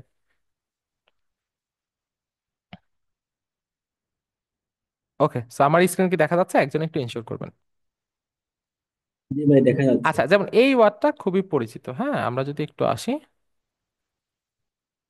সো এখানে দেখেন এই ওয়ার্ডটা হচ্ছে কস্টিক। আচ্ছা দেখেন তো, আপনার পড়ছেন না কস্টিক সোডা?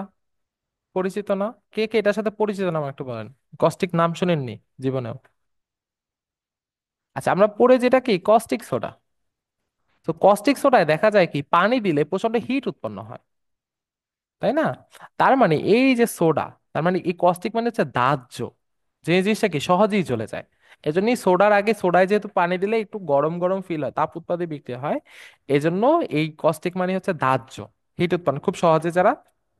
এখন আপনি বললেন যে হ্যাঁ দাহ্য, ঠিক আছে, এখন এটা আপনি বলতে পারতেন। এখন এই জায়গায় কেসটা দেখেন, বলছে যে রিয়েলিটি, আচ্ছা যাই হোক। সো এখন এই জিনিসটা ধরলাম, বলে যে they have an caustic relationship. এখন আপনি এর বাংলার মিনিং করলেন যেভাবে, আই মানে আমি, হি মানে সে, they they have maintaining and caustic relationship. তাহলে কি তাদের মাঝখানে একটা কি দাহ্য আগুনের মতো সম্পর্ক আছে, এটা কি প্র্যাকটিক্যাল? কোনোদিন প্র্যাকটিক্যাল না। তার মানে এখানে বোঝা যাবে যে কস্টিক মানে কি একটা নেগেটিভ ওয়ার্ড। নেগেটিভ ওয়ার্ড মানে কি, এখন they are maintaining and caustic relationship, তার মানে কি তাদের মাঝখানে একটা বাজে সম্পর্ক বিরাজমান। বোঝা গিয়েছে? সো অর্থ, জিনিসগুলোর অর্থ জায়গা টু জায়গা ভ্যারি করে। তো আমাদের খেয়াল রাখতে হবে। সো বেসিক জিনিস হচ্ছে কস্টিক, আমরা কি কস্টিক সোডার ক্ষেত্রে ইউজ করি, তাহলে কস্টিক সোডা, অথবা ধরেন সে সোডিয়াম, সোডিয়াম রে আমরা কস্টিক সোডিয়ামের আগে কস্টিক ইউজ করা হয়। কেন ইউজ করে, আমরা যেটা পড়েছি এডমিশন টেস্টে পড়েছি, যে সোডিয়ামকে কি করে, পানির ভিতরে ফেললে কি হয়, আগুন জ্বলে ওঠে, প্রচন্ড হিট উৎপন্ন হয়, বিস্ফোরণ ঘটে, কিন্তু কেরোসিনের ভিতর ফিক্স থাকে।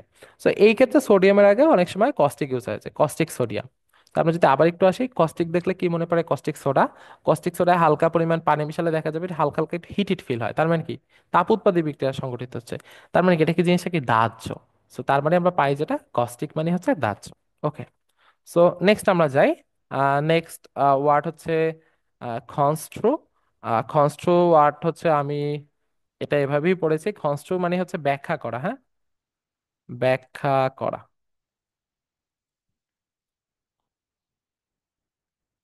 ওকে, সো নেক্সট আমরা যাই। নেক্সট হচ্ছে কনট্রাইট, এটাও আমি এভাবে পড়েছি, এটার সাথে নেমোনিক্স খুঁজে পাইনি, কেউ খুঁজে পেলে আমাকে বলবেন। কনট্রাইট মানে হচ্ছে অনুতপ্ত। কেউ একটা অপরাধ করার পরে কি হয়, নিজের কাছে খারাপ লাগে না? এটাই হচ্ছে অনুতপ্ত, হ্যাঁ। রিগ্রেট ফিল করা, বলে না যে লোকটা রিগ্রেট ফিল করতেছে এই অকাজটা করার পর, এটা হচ্ছে কনট্রাইট। ওকে, সো এর পাশে কনভুলেটেড।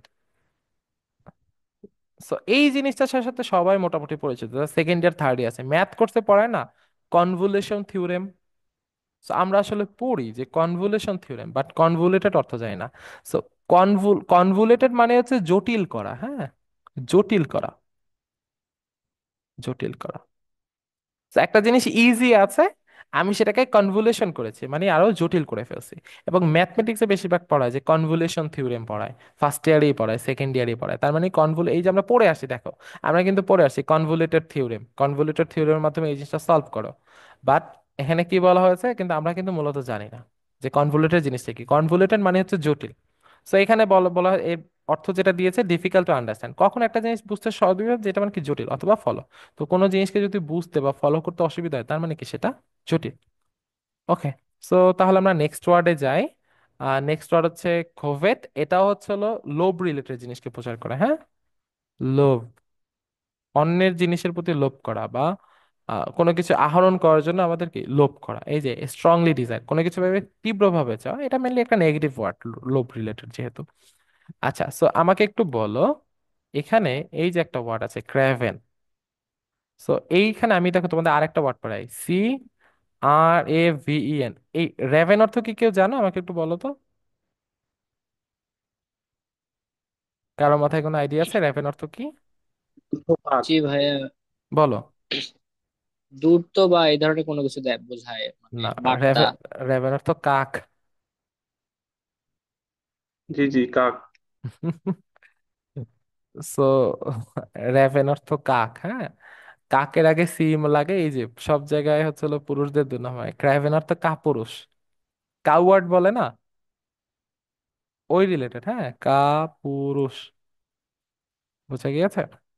সো র্যাভেন অর্থ কাক, এর আগে যদি সি থাকে সেটা হচ্ছে কাপুরুষ। তো আমরা এখানে দুইটা ওয়ার্ড শিখে ফেলতেছি। যদি কখন আমরা ক্র্যাভেন দেখি, সিটা বাদ দিলে র্যাভেন পাবো, র্যাভেন মানে হচ্ছে কাক। আর কাকের সাথে যদি সি লাগে তাহলে সেটা আমাদের কাপুরুষকে নির্দেশ করে, মানে ভীরু কিছু। হুম। তো এখানে যেটা একটা এক্সাম্পল দিয়েছে দেখো, দ্য আর্মি সারেন্ডার্ড, আর্মি কি করতে আত্মসমর্পণ করেছে, but not because the soldiers were craven. কিন্তু এর কারণ এই না যে সৈন্যরা কি ছিল, কাপুরুষ ছিল। বুঝা গিয়েছে? এটা নিয়ে আর কারো কি কোনো আহ আমাদের পরামর্শ আছে যেটা আরো এইভাবে মনে রাখা যায়? আচ্ছা, এখানে আমরা আসি, এখানে একটা অর্থ বলেছে ল্যাকিং। ল্যাকিং মানে কি, কোনো কিছু বলে না ল্যাগিং থাকা, কম থাকা। সো ব্রেভারি মানে কি, কারো একটা সাহসের যদি কম থাকে তাহলে সেটাই আমাদের কাপুরুষকে নির্দেশ করে। ওকে, সো আমরা তাহলে নেক্সট ওয়ার্ডে চলে যাই। আচ্ছা, এটাও আমার একটা পছন্দের ওয়ার্ড। আচ্ছা, সো আমার কাছে একটু বলো, ডি কোরাম।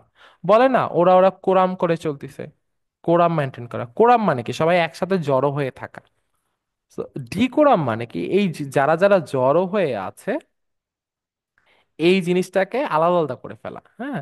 সো ধরো 10 জন যদি একসাথে জড়ো হয়ে চলে, যেমন এলাকায় কি থাকে, ঢাকার ভিতরে 15 জন 16 জন ছেলেপেলে এক এলাকায় একসাথে চলাফেরা করে এবং তারা নাম দেয়, কি নাম দেয়? কান কাটা রহিমের গ্রুপ। তারপর কি, ঠোঁট কাটা করিমের গ্রুপ।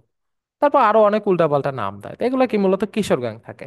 তার মানে ঢাকার কনটেক্সট, এলাকার কনটেক্সট গুলো যারা যারা কোরাম করে চলে বা একসাথে চলে তারা কি অবশ্যই একটা খারাপ কিছু, নেগেটিভ কিছু ইম্প্যাক্ট পড়ে। যে কিছুই না, 10 জন 15 জন ছেলে পেলে বের হয়েছে কোরাম করে, তারা ছিনতাই করে ফেললো, একজনের মারলো, একজনের ধরলো, এটা তো অবশ্যই খারাপ কাজ। সো ডিকোরাম মানে কি, কোরাম থেকে আলাদা হয়ে যাওয়া, সিঙ্গেল সিঙ্গেল চলাফেরা করা। সো এই ওয়ার্ডটা নির্দেশ করা হচ্ছে ভদ্রতা বা মার্জিত বা বা শিষ্টতা, শিষ্টতা বা ভদ্রতাকে নির্দেশ করে, হ্যাঁ। So, আমরা যদি একটু রিক্যাপ করি, কোরাম মানে কি সমষ্টিগতভাবে চলা। তো ঢাকার ভিতরে কোরাম করে চলে, ধরো তোমার ছিনতাই হলো, ছিনতাইকারীরা কোরাম করে আসে, 10 জন 15 জন হয়ে আসে। তার মানে যারা এলাকার ভিতরে ছেলেপেলে যারা একলা একলা চলাফেরা করে তাদের ভিতরে অবশ্যই ভদ্রতা আছে। তো এখানে যেটা বলা হয়েছে এক্সাম্পল হিসেবে, অর্থ হিসেবে বলা হচ্ছে পোলাইটনেস, মানে অবশ্যই ভদ্রতা, অর্থাৎ প্রপার বিহেভিয়ার মানে কি, যথাযথ সে যদি বিহেভিয়ার থাকে। আচ্ছা, সো এখানে কি বলা হচ্ছে, দ্য মাদার এনকারেজড, মা কি করছে, উৎসাহিত করছে হার সন কি, টু হ্যাভ ডিকোরাম। তো একজন মা তার সন্তানকে কি ভদ্রতার ক্ষেত্রে উৎসাহিত করা হয়েছে, অর্থাৎ ভদ্রতা মেনটেন করার ক্ষেত্রে। ওকে, সো এখানে আরো একটা সিনোনিমস বলা আছে, ডিসেন্সি, বল না লোক ছেলেটা অনেক ডিসেন্ট আছে। সো নেক্সটে আমরা আসি ডেফট। তো গতদিন আমরা ডেফিং পড়েছিলাম। ডেফিং মানে কি? দেবতার আসনে বসানো, হ্যাঁ। সো ডেফট অর্থ হচ্ছিল, আমরা যদি একটু আসি, ডেফট অর্থ হচ্ছিল সুদক্ষ। এটার কোনো নেমোনিক্স আমার মনে নেই, এটা বলা হয় হচ্ছে সুদক্ষ। বুঝা গিয়েছে? সো এখানে কি বলা হয়েছে? জেনস ডেফট ফিঙ্গার্স। জেন হচ্ছে একজন ব্যক্তি, জেনের হচ্ছে হলো সুদক্ষ আঙ্গুল নেভিগেট পরিচালনা করে দা 88 পিয়ানো কেস ইফোর্টলেসলি। জেনের সুদক্ষ আঙ্গুল খুব সহজেই পিয়ানোর 88টা বাটনকে বা কেসকে নিয়ন্ত্রণ করে, পরিচালনা করে। সো এটাকে অ্যাড্রয়েড দ্বারা প্রকাশ করা হয়। অ্যাড্রয়েড মানেই হচ্ছে সুদক্ষ, হ্যাঁ। আচ্ছা, তো আমরা যদি আবার একটু আসি ডেফট। ডেফট অর্থ সুদক্ষ। এবং এখানে আরো একটা এই ওয়ার্ডটাও পড়ে রাখবে, এটা আমি বলে দিই, হ্যাঁ। যেমন ধরো এটার সাথে রিলেট হচ্ছে অ্যান্ড্রয়েড। আচ্ছা, বর্তমান সময় দেখে অ্যান্ড্রয়েড দিয়ে সব কাজ করা যায় মোটামুটি ওভারঅল। আপনি গান শুনেন, ভিডিও এডিট করেন, ছবি এডিট করেন, কথা বলেন, ইন্টারনেট ব্রাউজ করেন, ফেসবুক করেন। ইনফ্যাক্ট ফেসবুকে মোবাইলের মাধ্যমে ছেলেপেলে প্রেম করে আমেরিকা থেকে বউ পর্যন্ত নিয়ে আসতেছে, ওভারঅল সব কাজ করা যাচ্ছে। তার মানে এই অ্যান্ড্রয়েডটা কি বলা যায় না সুদক্ষ? তাহলে এই অ্যান্ড্রয়েড থেকে আপনি এই যে এনটা বাদ দিয়ে দেন, তাহলে এনটা যদি আমি রিমুভ করে দিই, সো অ্যান্ড্রয়েড থেকে যদি আমি এনটা যদি রিমুভ করে দিই, থাকলো কি অ্যাড্রয়েড। অ্যাড্রয়েড মানেই হচ্ছে সুদক্ষ, বোঝা গিয়েছে? এটাও মানে হচ্ছে সুদক্ষ, এক্সপার্ট। আচ্ছা, কারো মাথায় কি আর কোনো নেমোনিক্স আছে ডেফ রিলেটেড?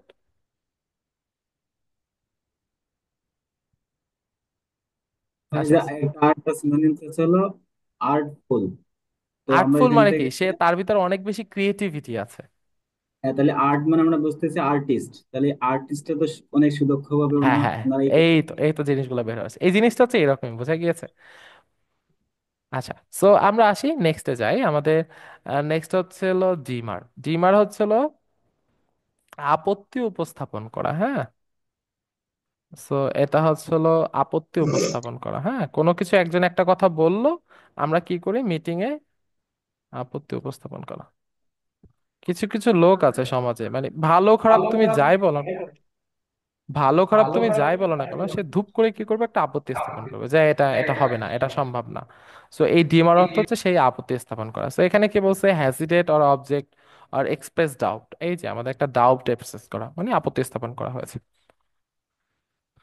সো এখানে একটা এক্সাম্পল দিয়েছে, বলা হয়েছে যে মোস্ট এমপ্লয়িজ ডিমার্ড। বেশিরভাগ এমপ্লয়ি আপত্তি উপস্থাপন করেছে কখন? When asked two undergo daily Covid testing. যখন প্রতিদিনই করোনা টেস্ট করার কথা বলা হয়েছে, তখন বেশিরভাগ এমপ্লয়ি কি করেছে? আপত্তি উপস্থাপন করেছে, হ্যাঁ। ওকে, সো নেক্সট আসি আমরা ডেরিভেটিভ। আচ্ছা, এটা তো সবাই পরিচিত, বলি না ফার্স্ট ডেরিভেটিভ, সেকেন্ড ডেরিভেটিভ, তাই না? সো ডেরিভেটিভ মানে কি? ধরো আমি এখানে আছে ওয়াই, ওয়াই এর ফার্স্ট ডেরিভেটিভ কি হবে? এক্স এর সাপেক্ষে ওয়াই ওয়ান আমরা পড়েছি না, পর্যায়ক্রমে অন্দিকোণ এডমিশন সবাই করেছি। সেকেন্ড ডেরিভেটিভ কি? Y two. তাহলে দেখো ডেরিভেটিভ মানে কি? ওয়াই ওয়ানটা কি? কার ডেরিভেটিভ? ওয়াই এর ডেরিভেটিভ, তাই না? আবার ওয়াই টুটা কার ডেরিভেটিভ? ওয়াই ওয়ান এর ডেরিভেটিভ। তার মানে আমরা কি বলতে পারি? ওয়াই এর মাধ্যমে ওয়াই ওয়ান উৎপন্ন হয়েছে, আবার ওয়াই ওয়ান থেকে ওয়াই টু উৎপন্ন হয়েছে। তার মানে ডেরিভেটিভ মানে কি? কোনো কিছু হতে পাওয়া, বোঝা গিয়েছে? যেমন আমরা কি পাই? আখের জুস। তাহলে আমরা কি বলতে পারি? আখের জুস এটা হচ্ছে আখের ডেরিভেটিভ, মানে কি আখ থেকে আখের জুস পাইছি, তাই না? আবার সে ধরো, তো তুমি তুমি ভাত খাচ্ছ। আচ্ছা, জাস্ট মিনিট, হ্যাঁ। ধরো তুমি তুমি ভাত খাচ্ছ, ভাতটা কি আমাদের just a minute, আমরা একটু মিউট করি, হ্যাঁ। একটু মিউট করি, হ্যাঁ। Just minute.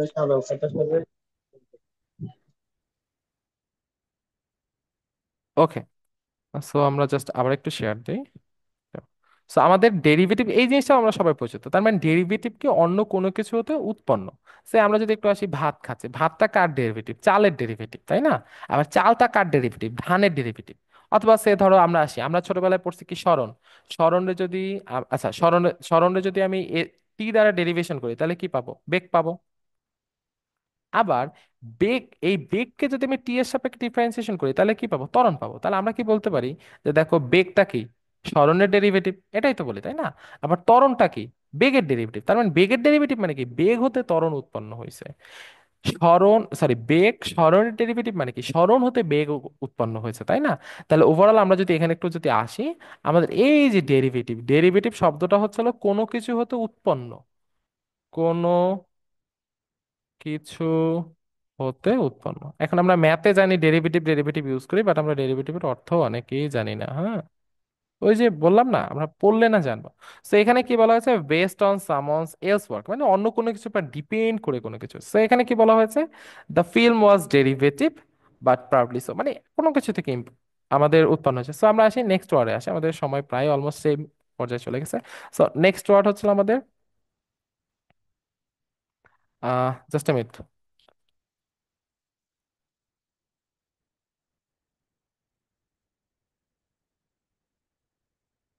Okay, so next word হচ্ছে ডেসিকেট। আচ্ছা হ্যাঁ, এখানে সিটা কয়ের মতো উচ্চারণ হবে। সো ডেসিকেট মানে হচ্ছে হলো আমাদের, আচ্ছা এই ওয়ার্ডটা আমরা যদি একটু রিলেট করি, হ্যাঁ, এখন দেখা যায় যে ঘরে ঘরে অনেকেই মানে হোমমেড কেক টেক বানায়, হ্যাঁ, বাসায় বসে অনলাইনে সেল টেল দেয়। সেটা ভাঙি, হ্যাঁ, এটা লেখা যায় কি, দেশি কেট, এটার কেক লেখা যায় যে দেশি কেক। তো এখন ধরো আমি শখ করে করলাম কি, বাসায় বসে কেক বানালাম, সে ধরো পুডিং বানালাম ধরো। তো আমি যদি বাসায় বসে পুডিং বানাই, জিনিসটা দেখা যাবে যে অতটা ঝোল ঝোল হবে না। বা আমি বাসায় বসে একটা কেক বানালাম, কেকটা একেবারে শুকনা শুকনা হয়ে গেছে, উপরে ধরো আমি ক্রিম দেইনি, শুধু কেক একেবারে শুকনা শুকনা হয়ে গেছে, বা বেশি আমি ওভেনে দিয়ে ফেলছি, তাহলে বেশি ওভেনে দিলে কি হবে, জিনিসটা অনেক শুষ্ক হয়ে যাবে না? তো এই ডেসিকেট অর্থ মানে শুষ্ক, হ্যাঁ, শুষ্ক। বোঝা গিয়েছে? So, আমরা এটা কিভাবে রিলেট করতে পারি, দেশি কেককে রিলেট করতে পারি দেশি কেকের সাথে। তাহলে আমি বাসায় বসে একটা কেক বানালাম, এবং সেই কেকটা কি হয়েছে, ওভেনে বেশি বেক করা হয়ে গেছে এবং কেকটাকে অলমোস্ট পুড়ে গেছে, মানে শুষ্ক হয়ে গেছে, হ্যাঁ। সো এখানে যেটা অর্থ বলেছে ড্রাই আউট, ড্রাই মানে তো শুষ্ক, হ্যাঁ। অর্থাৎ অথবা কি বলছে, রিমুভ অল ময়েশ্চার, পুরো আর্দ্রতাটাকে সে কি রিমুভ করে ফেলছে। সো এখানে একটা এক্সাম্পল বলা হয়েছে, the land was thro thoroughly desiccated, আমাদের জমি কি প্রচুর পরিমাণে শুষ্ক হয়ে গেছে। আচ্ছা এখানে এক্সাম্পল বলা আছে ডিহাইড্রেট, এই যে আমরা ছোটবেলায় ডিসকভারি দেখলাম, বলছিলাম লোকটা ডিহাইড্রেশনে ভুগতেছে, মানে কি পানি শূন্যতায় ভুগছে, হ্যাঁ। ড্রেন মানে কি নিষ্কাশন হওয়া, হ্যাঁ। সো কারো কি এই রিলেটেড আর কোনো নেমোনিক্স মাথায় আসতেছে?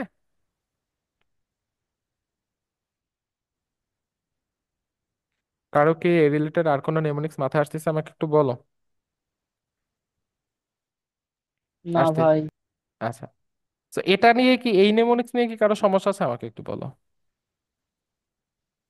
আচ্ছা আমি যদি আবার একটু রিক্যাপ করি, দেশি কেককে আমরা ভাঙতে পারি দেশি, আর শেষের কেককে বলতে পারি কেক। তো দেশি কেক মানে আমি একটা বাসায় একটা কেক বানিয়েছি, আমাদের homemade cake. So homemade cake কি হয়, আমি ধরো কিছু বানাতে পারি না, আমি তো ছেলে মানুষ, আমি ওভেনে দিয়ে রাখছি, খুব বেশি আমাদের কি হয়ে গেছে, অনেকক্ষণ ওভেনে হিট দেওয়া হয়ে গেছে, মানে ওভার কুকড হয়ে গেছে। ওভার কুকড হয়ে গেলে কি জিনিসটা একেবারেই শুকনা হয়ে যাবে, ভিতরে কোনো ময়শ্চারই থাকবে না। সো এই জিনিসটাকে বলা হচ্ছে শুষ্ক, ড্রাই আউট অথবা রিমুভ অল ময়শ্চার। সো এটা কিছু সিনোনিম আছে কি, ডিহাইড্রেট, হাইড্রেট মানে কি পানি থাকা, তাই না, হাইড্রোজেন ডাইঅক্সাইড, পানি। তো ডিহাইড্রেট মানে কি পানি নিষ্কাশিত হয়ে যাওয়া, অর্থাৎ ড্রেন করা।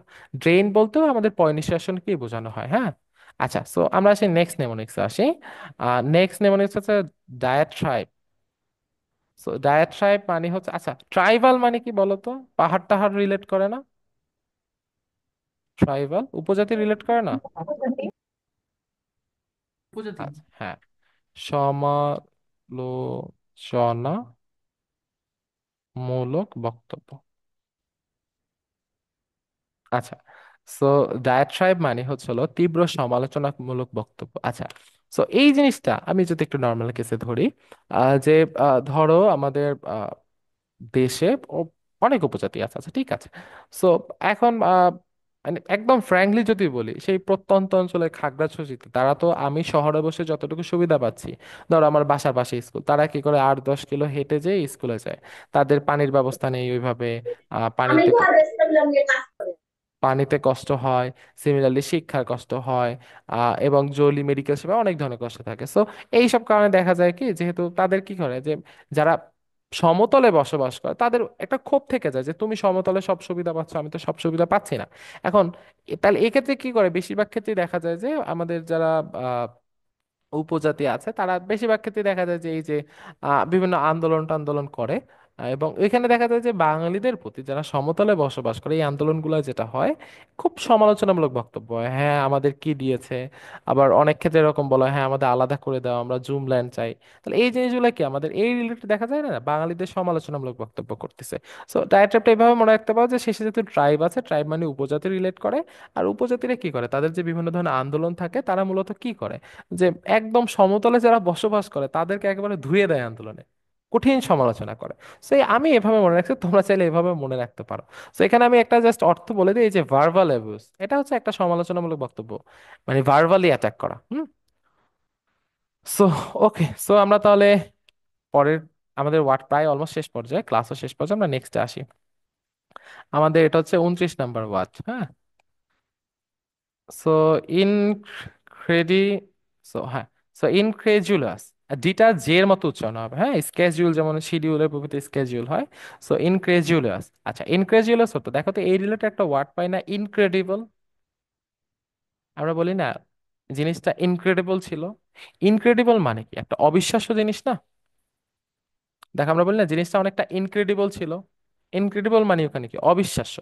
সো এই যে, যে জিনিসটা হচ্ছে হলো অবিশ্বাস্য, তাহলে যে বিশ্বাস করে না, যার কাছে এই জিনিসটা অবিশ্বাস্য মনে হয় তারে কি বলবো, অবিশ্বাসী বলবো না। সো ইনক্রেজুলাস অর্থ হচ্ছে অবিশ্বাসী, হ্যাঁ। অবিশ্বাসী মানে বিশ্বাস করতে পারতেছে না, অবিশ্বাসী। তো আমরা যদি এটা রিলেট করি, ইনক্রেজুলাস এর রিলেটেড পাই ইনক্রেডিবল পাই। ওই ইনক্রেডিবল বানান ছিল INCRE GIABL, এরকম ইনক্রেডিবল ছিল। ইনক্রেডিবল মানে কি আমাদের অবিশ্বাস্য, অবিশ্বাস্য বল না, অফারটা ইনক্রেডিবল ছিল, অবিশ্বাস্য ছিল। আর যার কাছে জিনিসটা অবিশ্বাস্য ইনক্রেডিবল তাকে বলা হয় ইনক্রেজুলিয়াস বা অবিশ্বাসী।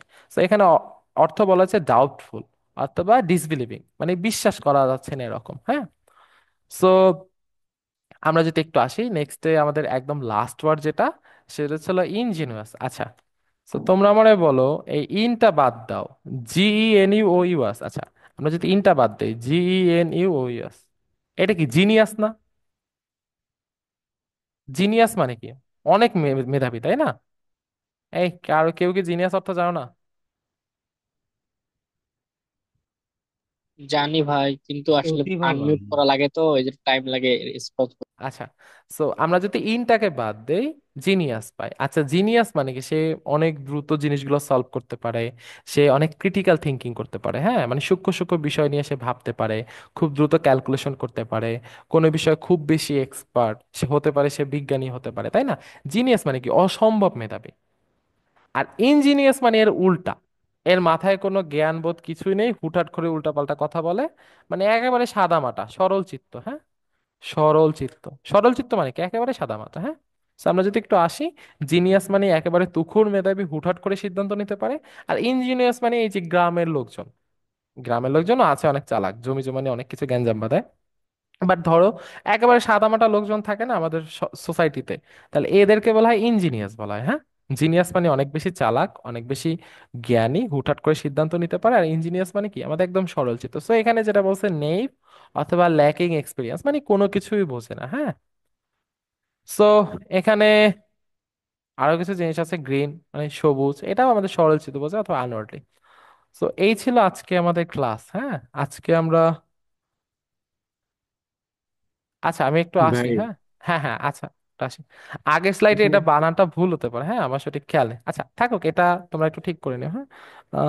INCRE, আচ্ছা এখানে এটা হবে না, জাস্ট মিনিট, ঠিক আছে।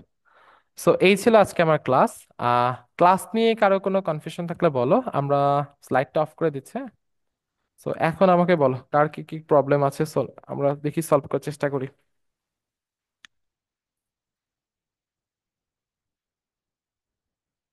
কারো কোনো প্রবলেম নেই? আচ্ছা তাহলে হোল্ড করো, হ্যাঁ আমি একটু ধরি কয়েকজনকে। ভাইয়া আচ্ছা, একটু সমস্যা, মানে কি ওই যে ক্লাসটা মানে যেহেতু 10টা থেকে শুরু করতেছেন, তাহলে 11টার দিকে মানে যদি একটু শেষ করা হ্যাঁ যেত, হ্যাঁ মানে অনেক আমরা হ্যাঁ বিশেষ হ্যাঁ করে পার্সোনালি বলি, আমার একটু অন্য জায়গায় ক্লাস আচ্ছা কাজ আচ্ছা ঠিক ইয়ে করা লাগে তো, ঠিক আছে ঠিক আছে এটাই। আমি একটু বলি। হ্যাঁ আমরা আজকে 5 মিনিট দেরি করে শুরু করেছি, আজকে অনেকে লেট করে শুরু করছে, জয়েন করেছে। সো আমরা নেক্সট দিন একেবারে কোনো দেরি করব না, এই যে আপনার আমার মতো সবারই একটু ব্যস্ততা থাকে, আমরা ঠিক 10টা থেকেই শুরু করব। তাহলে কি করতে হবে, আপনাদের একটু 55-তে জয়েন করতে হবে অথবা 58-তে জয়েন করতে হবে। হ্যাঁ আমরা তাহলে কারোর জন্য ওয়েট করব না, এবং আমরা একটু দ্রুত শেষ করার চেষ্টা করবো। ঠিক আছে তাহলে, আর কারো কি কোনো কোশ্চেন আছে? তা না হলে আমি কোশ্চেন ধরার দিকে চলে যাব।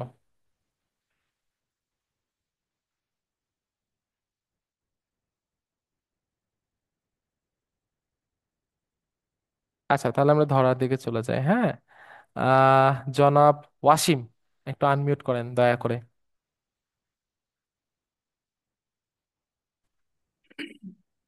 জি ভাইয়া, আচ্ছা, শুনতেছেন? গতদিন পড়েছিলেন, জিনিসগুলো দেখছিলেন আপনি? নোট করছিলাম, পড়া হয় নাই। হ্যালো? জি ভাইয়া, নোট করছিলাম, ওভাবে আচ্ছা পড়া হয় নাই। আচ্ছা।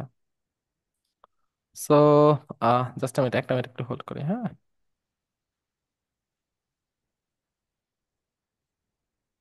অস্ট্রিয়ার অর্থ কি মনে আছে কি? অস্ট্রিয়া, না ভাইয়া। হ্যাঁ, একটু অদ্ভুত। অস্ট্রিয়ার কিসের সাথে রিলেটেড? অস্ট্রিয়া, অস্ট্রিয়ায় কে থাকে? আমাদের সেফুদা অস্ট্রিয়া মানে থাকে। ওই যে ই থাকলো, সেপুদা সেবুদা হ্যাঁ থাকে। হ্যাঁ সেপুদা। ওনার হ্যাঁ হ্যাঁ। জীবনযাপন কি একেবারে সাদামাটা, তাই না? লিভিং লাইক এ মঙ্ক, মানে সন্ন্যাসীর মতো জীবনযাপন। হুম। আচ্ছা ঠিক, অস্ট্রের মানে সাদা ছিল। হ্যাঁ সরল চিত্ত একেবারে। আচ্ছা ঠিক আছে, আমরা যাকে কোশ্চেন করবো শুধু সেই দেবো না। আচ্ছা নেক্সট দিন থেকে চেষ্টা করবো যে আমরা একটু যাতে একটু পড়ে আসতে পারি। হ্যাঁ আচ্ছা ঠিক আছে তাহলে, ওয়াসিম গেল, আসিফুর রহমান ভাইয়া। এবার আচ্ছা আপনি আমাকে বলবেন, সেটা হচ্ছে মিস অ্যানথ্রোপিক অর্থ কি?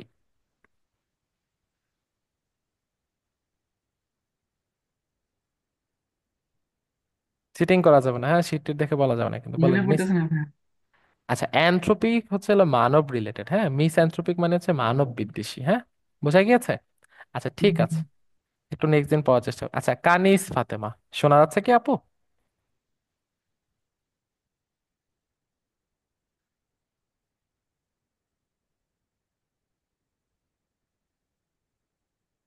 আচ্ছা আপু হয়তো বা নেই, ক্লাসে জয়েন করে গায়েব হয়ে গেছে। আচ্ছা ঠিক আছে, কাউসার আলম ভাই কে আছেন?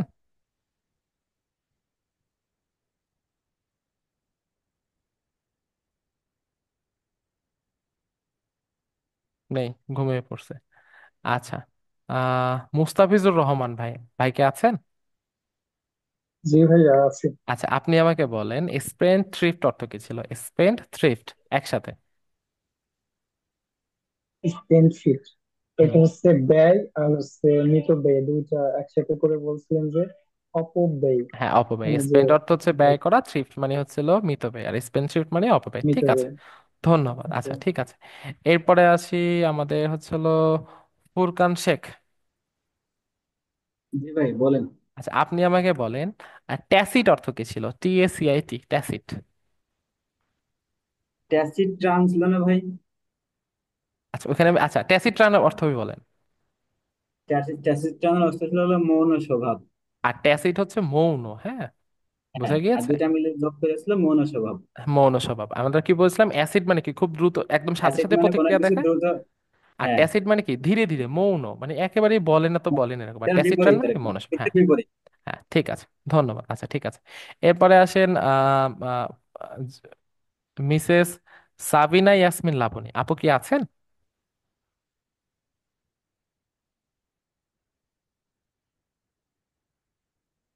জি। আহ আপু যেটা নেই, ঘুমিয়ে পড়েছে। আচ্ছা ঠিক আছে, পাপ্পু দাস।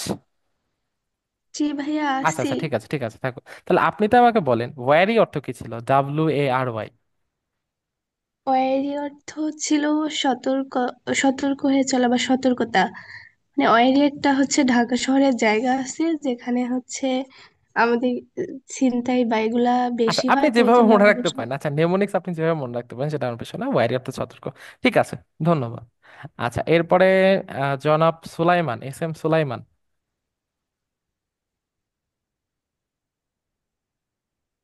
ভাইয়া বলেন, অ্যামোরফাস অর্থ কি ছিল?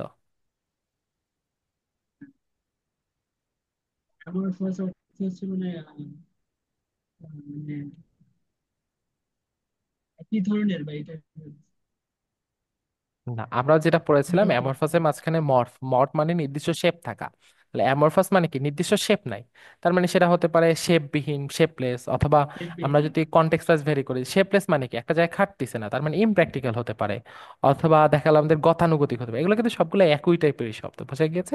তাহলে মর্ফ মানেই হচ্ছে হলো নির্দিষ্ট শেপ, তাহলে অ্যামরফাস মানে কি হবে? নির্দিষ্ট শেপলেস, মানে কোনো নির্দিষ্ট শেপ নেই। বোঝা গিয়েছে এতটুকু? আচ্ছা, ঠিক আছে। সো আজকে আমরা অনেকক্ষণ পড়ে ফেলছি, বাট আমাদের ক্লাসগুলো এত লেন্দি হবে না, আমরা চেষ্টা করবো 1 ঘন্টার ভিতরে ক্লোজ করে দিতে। তো আপনারা যেটা করবেন, আপনারা ওয়ার্ডগুলো দেখবেন, এবং এই এক্সাম্পল পড়তে হবে, নট ম্যান্ডেটরি, এটা কঠিন হয়ে যায়। আপনার ওয়ার্ডটা নিয়ে গুগলে নিয়ে সার্চ দিবেন, সেন্টেন্স এক্সাম্পল দেখবেন, দেখবেন যে অনেকগুলো সেন্টেন্স চলে আসবে। আপনি তখন কনটেক্সট গুলো বুঝবেন যে এই ওয়ার্ডটা কোন কোন কনটেক্সট, আপনার অর্থ পড়ে কিন্তু বুঝতে পারবেন না, মানে ওয়ার্ডটা কিভাবে ইউজ হয়। যেমন আমি আজকে একটা শব্দ পেয়েছি বেনিন, BNIGN। বেনিন মানেই হচ্ছিল আমাদের একটা বিপজ্জনক নয় এমন। এখন এটা কিন্তু মানুষের ক্ষেত্রে ইউজ হয় না, আপনি যদি সেন্টেন্স এক্সাম্পলে দেখেন সব জায়গায় রোগের ক্ষেত্রে ইউজ হয়েছে, বোঝা গিয়েছে? তো জিনিসগুলো এভাবেই। তো আপনাদের কাজ থাকবে যত বেশি প্র্যাকটিস করা যায়। আর আজকে ক্লাস আমরা এখানেই শেষ করছি। আর আজকে যে লেকচার প্ল্যান যেটা আছে, লেকচার যতটুকু করিয়েছে আমি হুবহু এইভাবে PDF করে সেভ করে দেবো, হ্যাঁ? কারো কি কোনো সাজেশন বা কোশ্চেন আছে? না হলে আমরা ক্লাস ক্লোজ করে দেবো এখন।